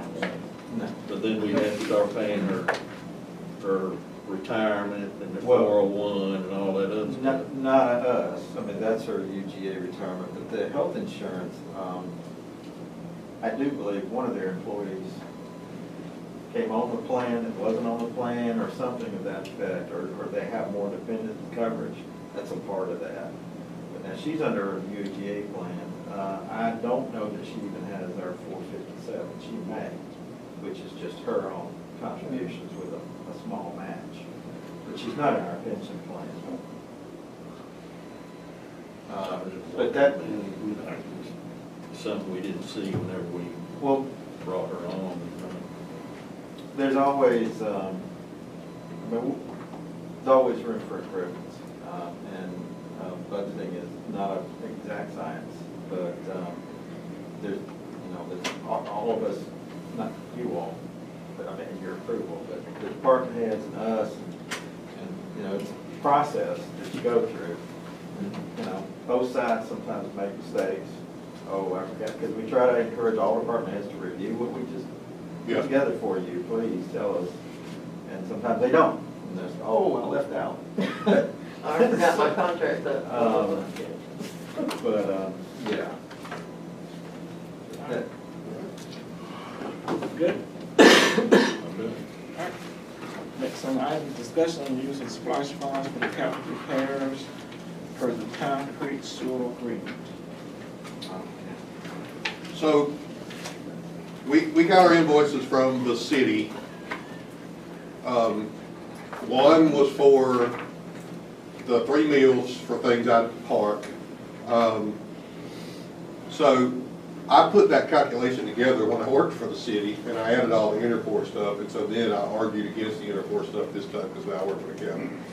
But there is an email out there, because my point was, the agreement states that they have to ask for more capacity. Well, they did, and I never knew that. Russell just told me to do Interfort, he did it, and so when I came here, I said, look, where are you getting this Interfort thing? Because they were already here before, but there is an email where they went before, and the IDA, I guess, voted on it to give them more capacity, so they are to be included. So, but that bill's, we've been paying that one, that's the same amount. The other one we had was, you know, the agreement says 10% of maintenance, and upkeep, and a lot of other stuff on the plant, and that's a calculation that they do. The actual calculation didn't go up very much, but they spent CDBG money, and that was, they spent $1 million of their money to match it on some transfer pipes and stuff, and so then we owed them $100,000 for the upkeep on the Capitol, the way we read the agreement. So that's why that amount was $132,000. Yes, sir. So, Now, I've got this agreement for anybody that wants to see it. If you want a copy of the agreement, let's go to it. and I already just have it. glanced through it, I just want to ask this question, because I'm still not sure. All right, so you said Interfor. Right. All right, so they asked for additional gallons. Well, Interfor is not considered part of the industrial But part. that is, I think it says something, anything on that line, James, in here, I'll have to look at it and see. So we lost quad, so what happened to those gallons? Well, they never increased, I mean, I guess on the gallon thing, it would be fine, but they were never paying us the taxes on quad, because quad, they were already there before, you know, we signed this last sewer agreement. And so we've never included quad in the calculation, because it was really supposed to be for News and I guess Interfor. Anything that has asked for capacity after that sewer agreement, we're supposed to give them the 3 mills on. Anything that was here before, unless they've asked for extra capacity, we don't owe the taxes on that, 3 mills on. But, I'm just, Interfor thing's got me a little Right. intrigued here, because that was agreement between the city and Interfor we never knew anything about, or Right. I'm assuming it didn't even involve the IDA. Yeah, I can't remember who the email came through, but I told Russell, I said, look, you gotta send me what you got on this Interfor thing. Right. And We talked about this a long time ago, that the Interfor thing is, that's between the city and Interfor. Yeah. That didn't have anything to do with, in my opinion, of that agreement. okay. My interpretation of that agreement. But also, I do notice, as I read through this agreement, there's a lot of things, like for example, Northside Lift Station, it now belongs to the city. And it plainly states in this agreement that if there is any alterations to this agreement, and I'll be happy to give it to Heath and show him. Well, I was gonna say, I'm gonna need to give it Heath on some of these, I'm gonna make It must notes. be voted on by each party, and that deducted from each agreement, disagreement. Because it says that we'll pay expenses on this and on that, and pretty much, if it's on here, we're responsible. And if we take it off of here, then we gotta vote on it, not just give them the treatment. We gotta vote to amend this agreement, and that's never happened. So, in my opinion, both parties have violated the agreement. Well, Heath can help me with that, and I'll get Heath to look at it with me, and we'll go through it, and I can show him everything they sent me on it, and, we'll And look yeah, at as it. far as Timpson, yeah, Right. that's all, that's clear. But as far as Interfor never came into that conversation. I sat in that Right, conversation. you were there, that's right. Well, that's why I questioned it when I got here. I said, Russell, they're gonna ask me about Interfor, and they do that. That. And he said, well, you never did the has been initial part of calculation that. that you sent to him. I said, I know it, but I'm questioning on the other side. We weren't even aware that they had done that. Well, I hadn't either, that's exactly right, I didn't know it either. Right, it pretty much, That was a city did industrial that. park, and that was it. So yeah, we'll check on that, and I'll get with Heath on the language on it, make sure that it's all covered. And unless I can be shown specifically where it says the Interfor is part of this agreement, I don't agree with that. Okay.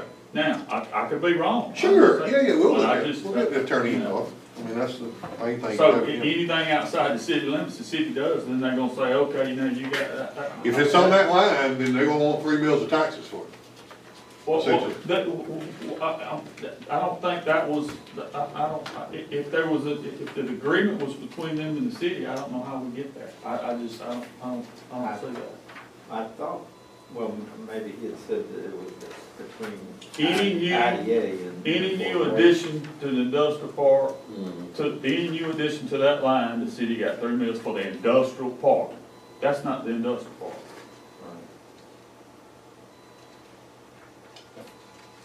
Yeah, well, I'm gonna make a note of it, and then I'll get with Heath on it, we'll get back to you on it, because I think that, I mean, I questioned it as well, and then he sent me the email, and so I've kinda got that background on it, but we just need to go through it. The other thing that Alan and I had, you wanna talk about paying the, part of the construction out of SPOS? So, not sure. Yeah, I mean, I think we should be able to, looking at the SPOS law, use SPOS funds to help pay for our 10% of their capital. If it's capital. Right. And that's the plan. I went ahead and we made those journal entries in our ledger for the audit purpose, because this is 2025. But we need the board's approval, because that is 80 grand or so exceed county manager's approval in there. I know the city manager said, well, we can amend this current agreement to allow for the use. I don't think that really, we can, that's fine, but I don't think that has any bearing on where we're, us using our capital.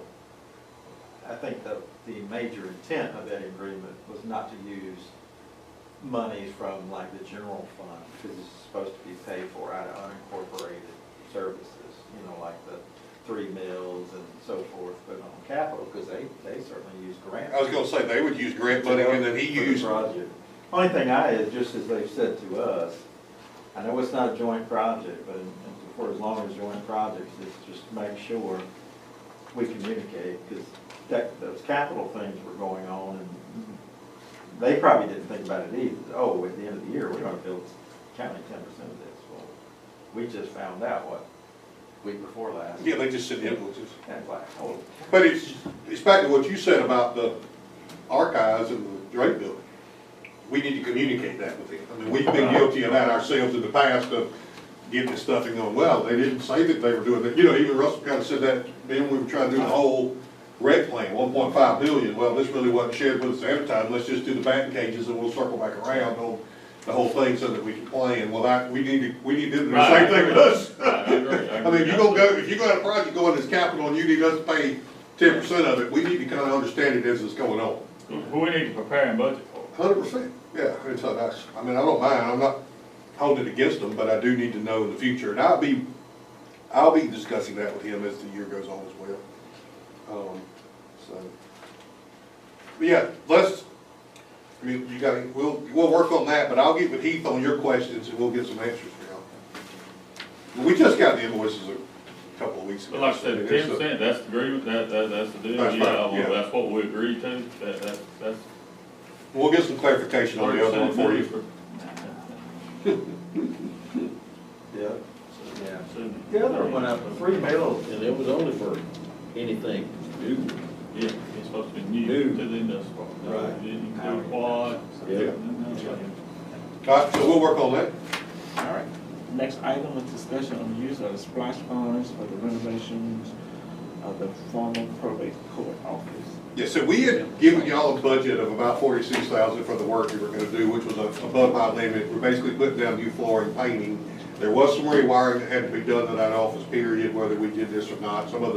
It had some boxes in that Robert wanted to redo, but I think the total was $46,761. But we pulled it last week and wanted to discuss it here in case y'all had any other input or anything you wanted to talk about.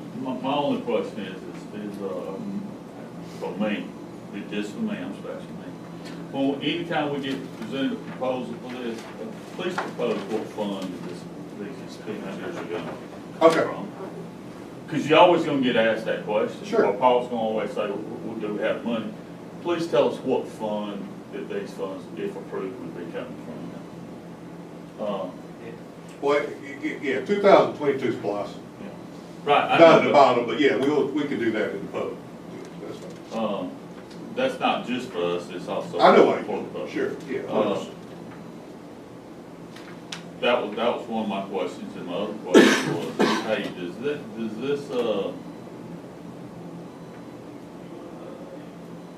is this necessary? Well, for me it was to, one was I wanted that office over there closer to me. The office needed to, after the probate had been in it, needed painting and it needed some things like that. I don't know about, Paul can tell us a little bit more about the flooring when we were looking at the flooring. But it was a small price to pay to get them moved to, up there, and then we can kind of do something to try to clean that office up over there in the Drake building as well. What's our plan for that office? We don't have a plan yet, unless Ms. Jessica has something on her side. So just to add to what Lonnie said about moving, yes, I feel it was necessary because they're sitting on top of each other, right? Like, they don't have enough space where they are. And so where we're moving them to, it gives them way more space to, have what they need there, like literally, they are sitting on top. We'll still, code enforcement will still share an office up there, but you have an additional space for whatever he decides about the planner. They have, we can find some storage space there. Their zoning maps, we have space for it. I mean, it's a big deal. We really haven't even started looking at, we're gonna try to keep all that out of the courtroom area up there, but we still got that courtroom area as well, that, you know, we have to do something there. I thought we were gonna utilize that for storage. We have been now, but that's what we're looking at. You're not talking about incorporating this space into that courtroom space? No, they were, I think when our former planning and zoning director was here, that he had discussed that, having a big conference room, but that's not in the plans now, that's not what we're doing. We're just focused on the probate. And we're not moving any walls? Nope. No We're walls. just painting, flooring? Painting, flooring, lighting, that's it. Why cabling? I just. And IT.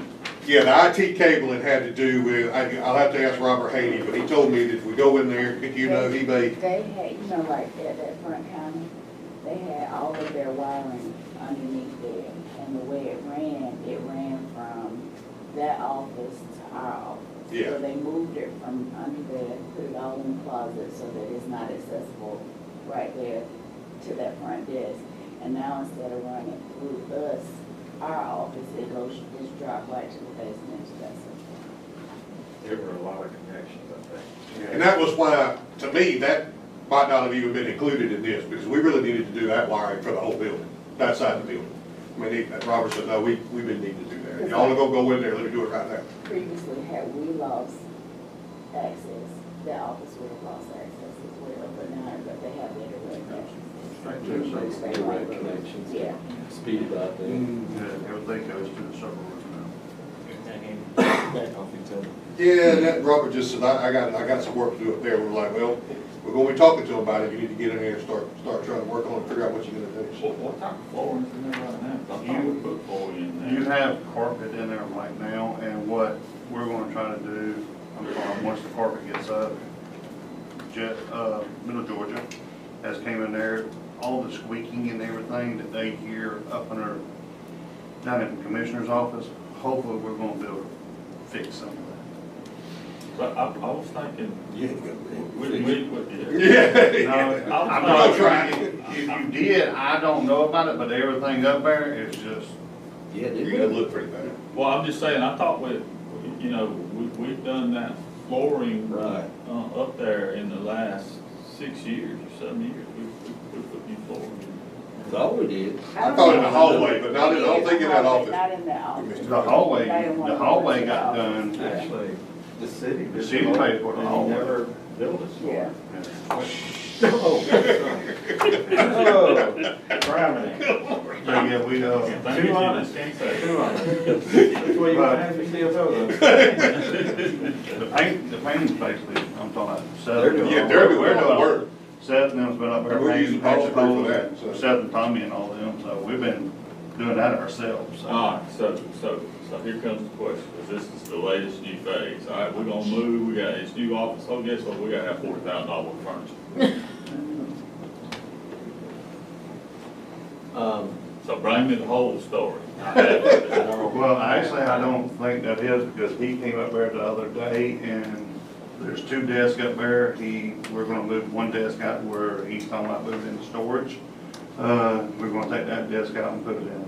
He's gonna use it, and the other desk will move over to the courthouse to hold on to it and see it. But, yeah, I'm talking. Yeah, but it had furniture in it. I'm just. The only one that we thought about that Previous needed, experience. I was gonna say, the code enforcement, we talked about, there's one big desk in there that we might need them 2 smaller areas to work, because they share an office. But we don't need, You understand why I'm asking? 100%. Because we've been sold a Ford truck a couple times and it didn't come with tires and rims. Oh, yeah, that's extra. Yeah. let me come back again for that. I say, as of right now, furniture-wise, we may need just one desk, or we'll move the building official's desk. Every other desk is up there. The code enforcement desk, they were just bought in the last year. They're gonna be moved into that new office. The only thing that furniture-wise that I think is necessary for up there is because we're gonna be moving storage stuff in there. is some storage, some new filing cabinets and things like that, that we're going through some stuff because retention schedules have changed in the last couple of years. We're able to reduce our storage capacity, but just cleaning up some of that and some new filing cabinets. We don't need new furniture outside of potentially a table to be able to have a small conference table for us to be able to sit at and meet with. The mat table. And even the map table, I don't know that, those are some other things that I'll get into a little bit now. I'm working with Three Rivers to digitize our zoning map. They've already given me phase one. I already have a digital copy of our zoning map. I'm just verifying it through that. It hasn't cost us anything for what they're doing for that. So they're working on the project for me right now. I'm in that first phase of it. So my hope is that we'll have those just in storage for historical purposes, but that we'll actually have digitized all of that information, so we won't need that space. So we'll be able to have even more capacity for the space that's up there. So trying to work through some of those things that we have that we're working with now. So. That answers my question. Okay. So we'll bring this back to a vote next meeting as well. And then I think the last, Last one, update on the zoning. tell them where we are on our zoning. So I got a memo yesterday from the consultant. He has prepared the final update. Couple copies, yeah. You got everybody? I got everybody. You got it, okay. This is a memo of where he's at with the process of everything.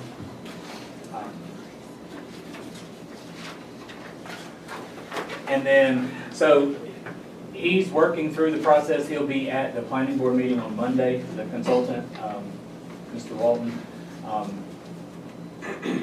From the final draft that was done in January, everything that was finalized is sent to him from the January document that they had. He's gone through, this memo outlines all of the updates, the changes, all of those particular things that were gone through the ordinance. He's going to present as a discussion item only at next Monday to the planning board for us to get this ball rolling, so we can get this back to you at a timely manner. Right now, what our proposal is that we be back in front of the planning board for an actual public hearing on June 8th, and then to the Board of Commissioners either June 23rd or July 28th at the absolute latest, to get this adopted in the form that it is now with the changes that need to be made. Going through this document that he sent me, there's some questions that I have that I've going to talk with him and try to figure out where we are, why we got to some of the things that we are. And then get this adopted, and if we need to make changes from there, we'll deal with that. Supplemental, I just want to get this behind us and get to a point that we have a fresh document to move forward with, and then get some changes later on behind that. So the update that we have on it now is this is where he's at with it. I actually have the redlined copy of the plans that I can send everybody as well if you want to see, and that's what I'm going through now. He's highlighted all of those changes, but there's some things that I saw in here that weren't necessarily outlined in the, they were outlined in there, but not a great explanation of what it was. So, but as we're going through this, like I said, my plan is to get this back in front of y'all for a final vote by that July, no later than the July meeting, to be able to get this finalized and move forward. I do have those couple of text amendments going to the planning board next week as well, the separated ones for the truck parking and for the R2 on septic and sewer, or septic and water and non-water wells and septic. Question has come up from the planning board about holding off on this. I've told them that we're going to move forward with the process. If they want to make a recommendation to y'all, that one way or the other, we'll take that recommendation to the board. I just don't want to see these sit and hold. If we've got stuff that's been sitting for so long, let's just move the ball forward so we can actually play the game instead of kick the can. So my hope is to get as much of this accomplished as soon as possible, and then if we need to evaluate some other things, like I said, down the road, we can evaluate. I just want to get to a clean copy. I've got about 6 different versions of this in the office, and I didn't know which way we were going until I got this from Mr. Walton yesterday. So I know myself and the attorney and the county manager are planning on sitting down and listing out some things that we want to see changed in the aftermath. I just don't want to go in and make a bunch of changes to this now and prolong this any further than y'all have already been dealing with. I just want to get this portion of it to the finish line, if at all possible, as soon as possible. Yes, sir. So I wonder what is the standard size for the new 3-bedroom modular home now? Because I noticed it going from one heated floor area space of 8,814. Yeah. Yeah, that's just, and that's for everything in AR, everything, the minimum square footage in AR based on the proposal, all square footage, whether it was stick built or not, right now is 1,008, going to 1,400 only in that district. Some of the other districts have that same size as well. 1,008, the only one that was different, I think R5 is a 700 square foot and R1 is a 22. But R2 and AR were both the same at 1,008. Now they're going to be changed, one being proposed at 1,400 and one being proposed staying at 1,008. Average medium is 1,300 to 2,000 square feet modular. Yeah, 1,008 square foot one's probably difficult to meet the standards of what we require from height, for width and length. You know, single wides are usually about that size, and we don't really allow anything smaller than 16 foot wide, so you can't really get a 1,000 square foot double wide. It's probably hard to come by. Yeah, that's what I'm It says the average is usually 1,800. Yeah.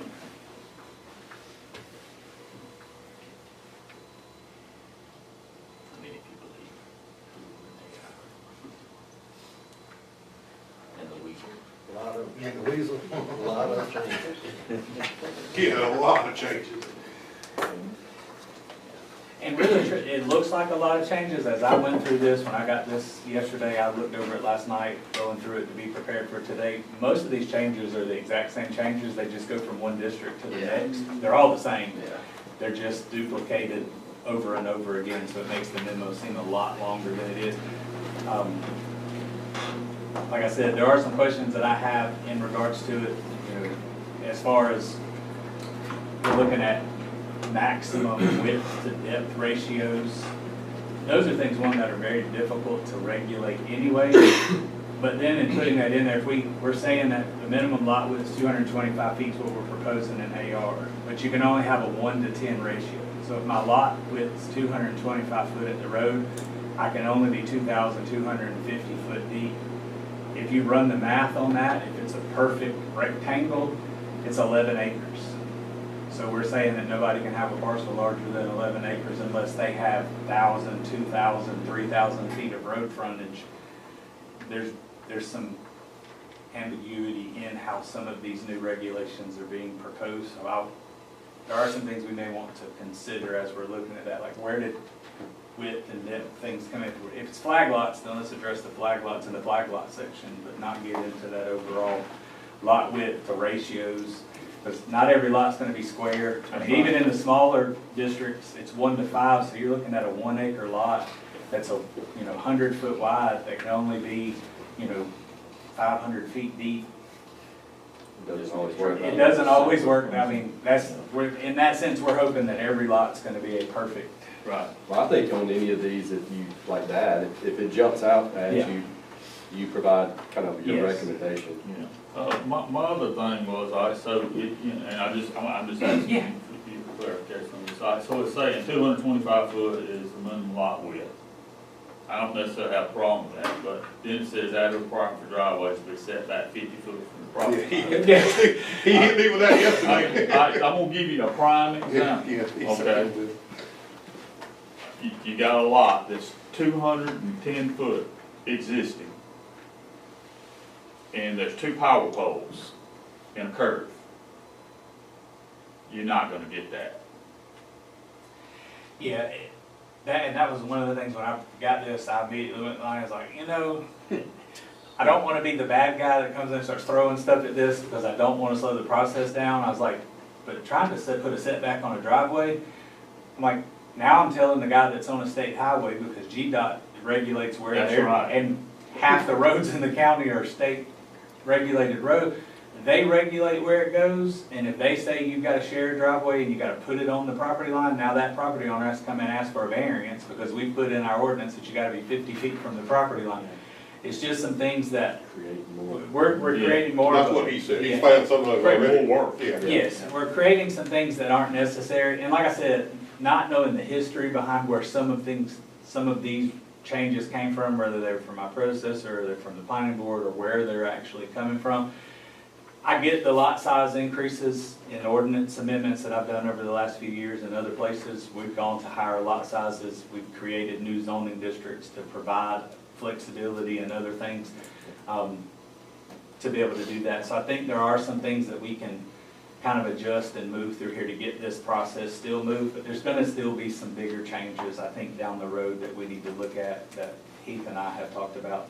We don't wanna bog this down right now, because this is a living, breathing document. It's gonna change on a consistent basis, and that's something that, I like to evaluate, every year, if not twice a year, as things come up. They change stuff at the state level that impact how we do stuff from the zoning procedures law that they changed 2 years ago, then they changed again last year, and none of that's been updated in the ordinance to where how things are processed through zoning procedure law as far as like variances and things like that go. So there are things that we need to update on a regular basis anyway, so I don't want to try to fix everything at once. I just want to fix where we are, and then we can start attacking each section at a time and get to where.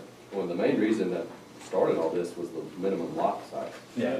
Yeah, And then the we- rest of this kind of came in. Yeah, it came in from I mean, I get it while you're there, let's address some of the other items, but I think from our standpoint, that's, the main goal is to just get the minimum lot size corrected or adjusted. Right, and I don't really see anything on here, I mean, other than just what's been talked about, just a quick glance at this, I don't see anything else that jumps out on here. It's just like there's just a few things that,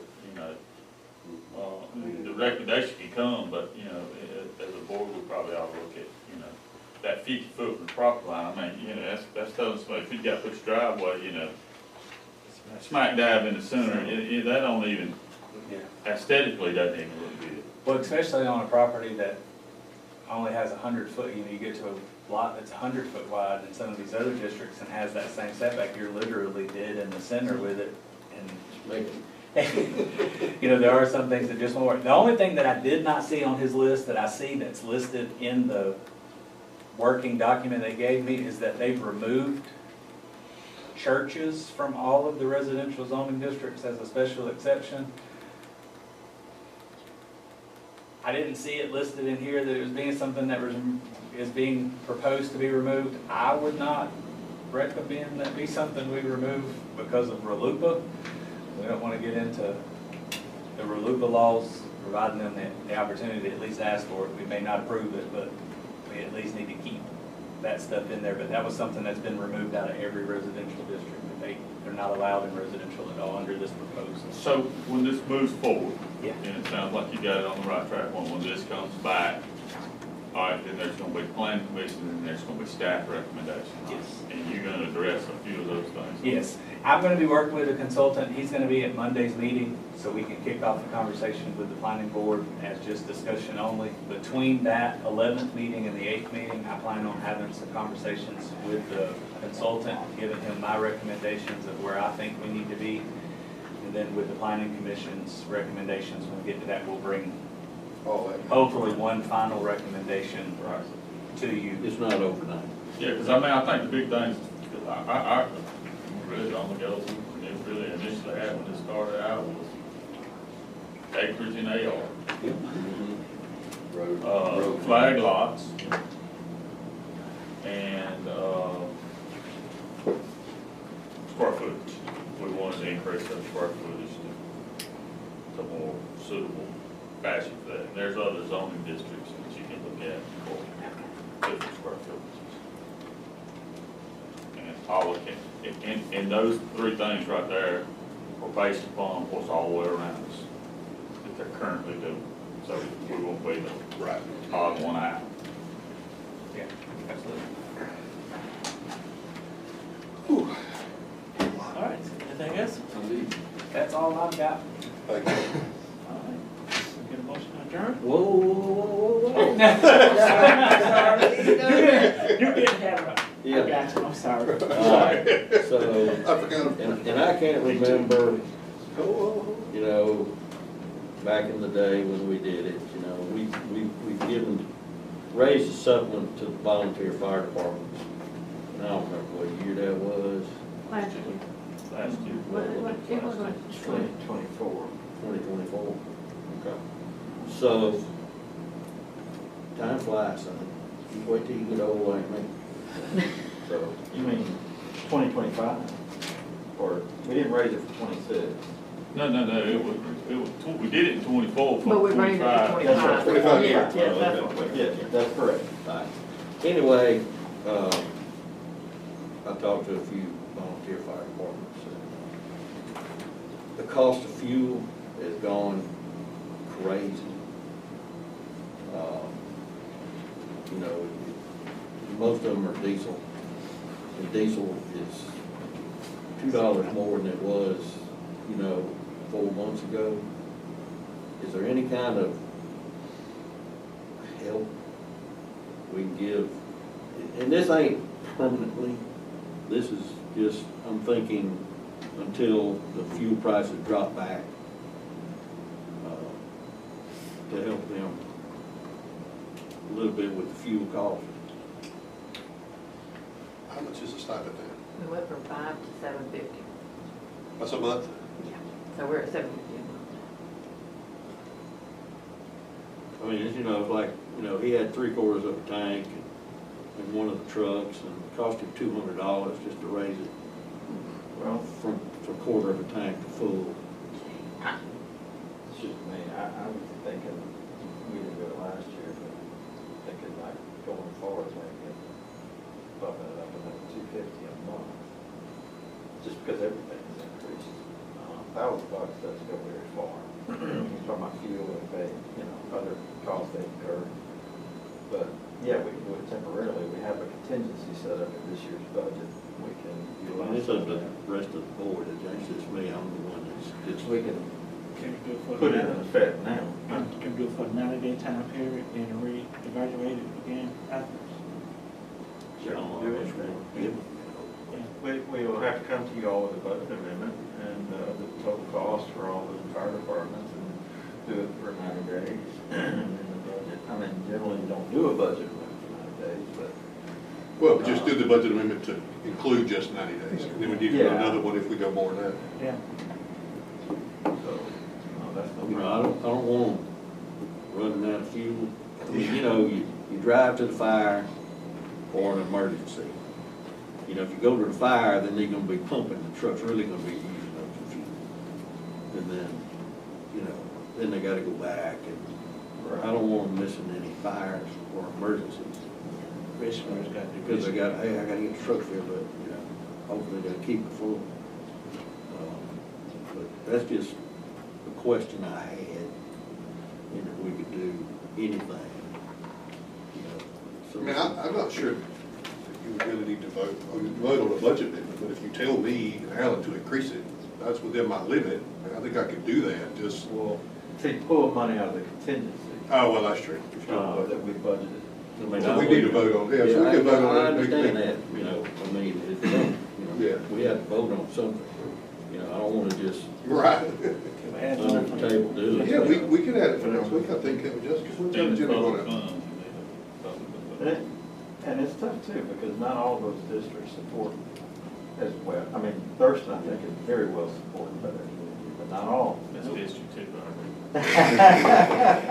Listen, I know Miss Salter buys those small butts every year. A couple, 2 or 3. We bought 3 this past year.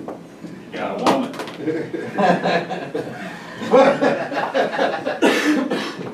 But you know, they do. Some of those guys really struggle. Yeah. But, you know, Oh, yeah.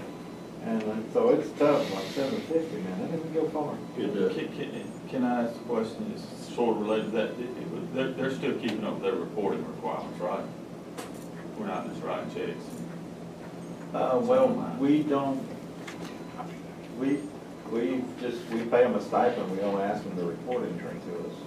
Just the local report or something to us, I mean, that is here and there, on more services. I've asked Richard Hickman to check some things for me on it, but, you know, about the expenditure part of it.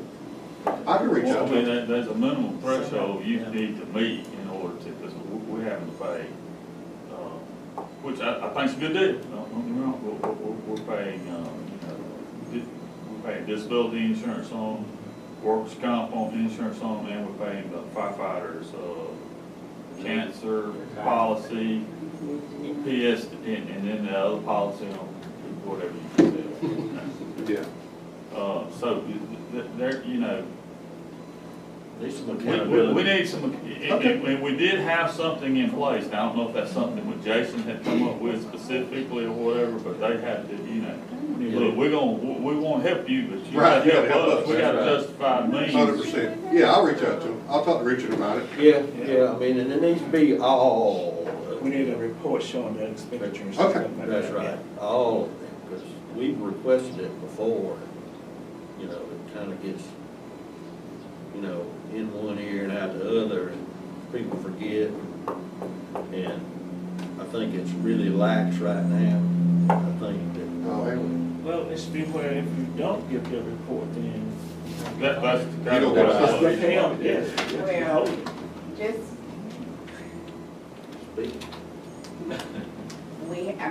there's several things that we ask for simply because we have, as simple as a roster. Yes, we need some. Because we have to have these things to do the cancer Insurance, that's policy right. or to do the PTSD policy.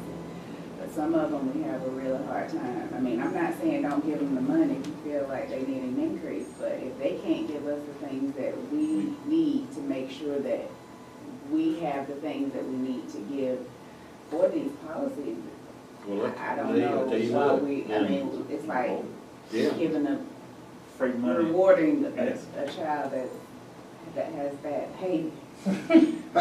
How I about mean, this? that's the easiest way. So I've been wanting to take, you know, I got a big cooker, I've been wanting to do a cooking and invite all of them to one of the fire stations and maybe do something quarterly, and some of y'all could come if you want to. I'll do one of those, and then I'll just lay it out to them.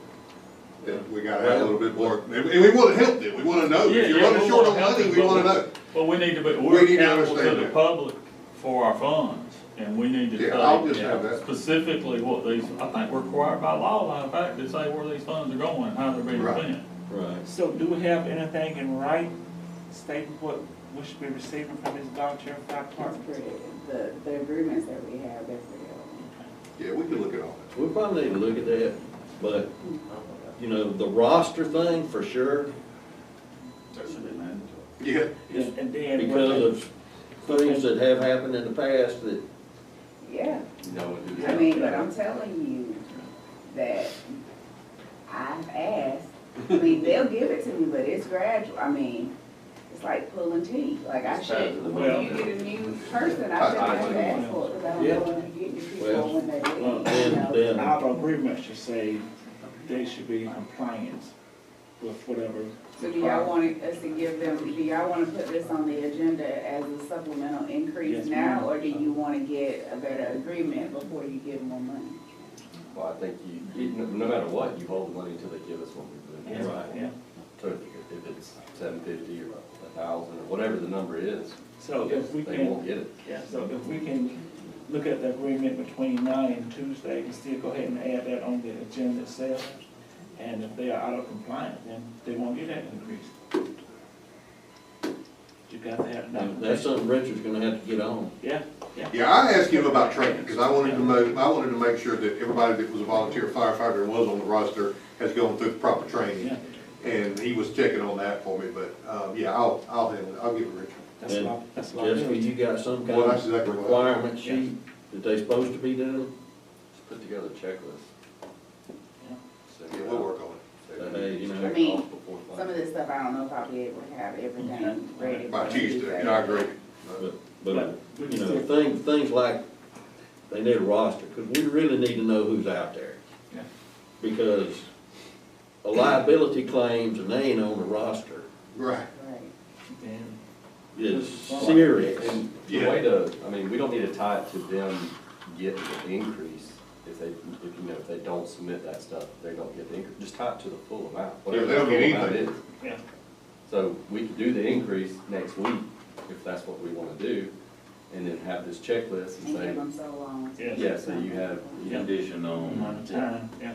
before the funds are released. Yeah, we'll work on it, you and I can work on it. If not, we'll call all of it. We'll handle it. Yeah. Thank y'all. Anything else? Thank you, buddy. Stand adjourned. So moved, second, third. All in favor? Unanimous. 7-7. That's pretty clear. It ain't written in the industrial park, it's written anything outside the corporate city limits. Oh, you think it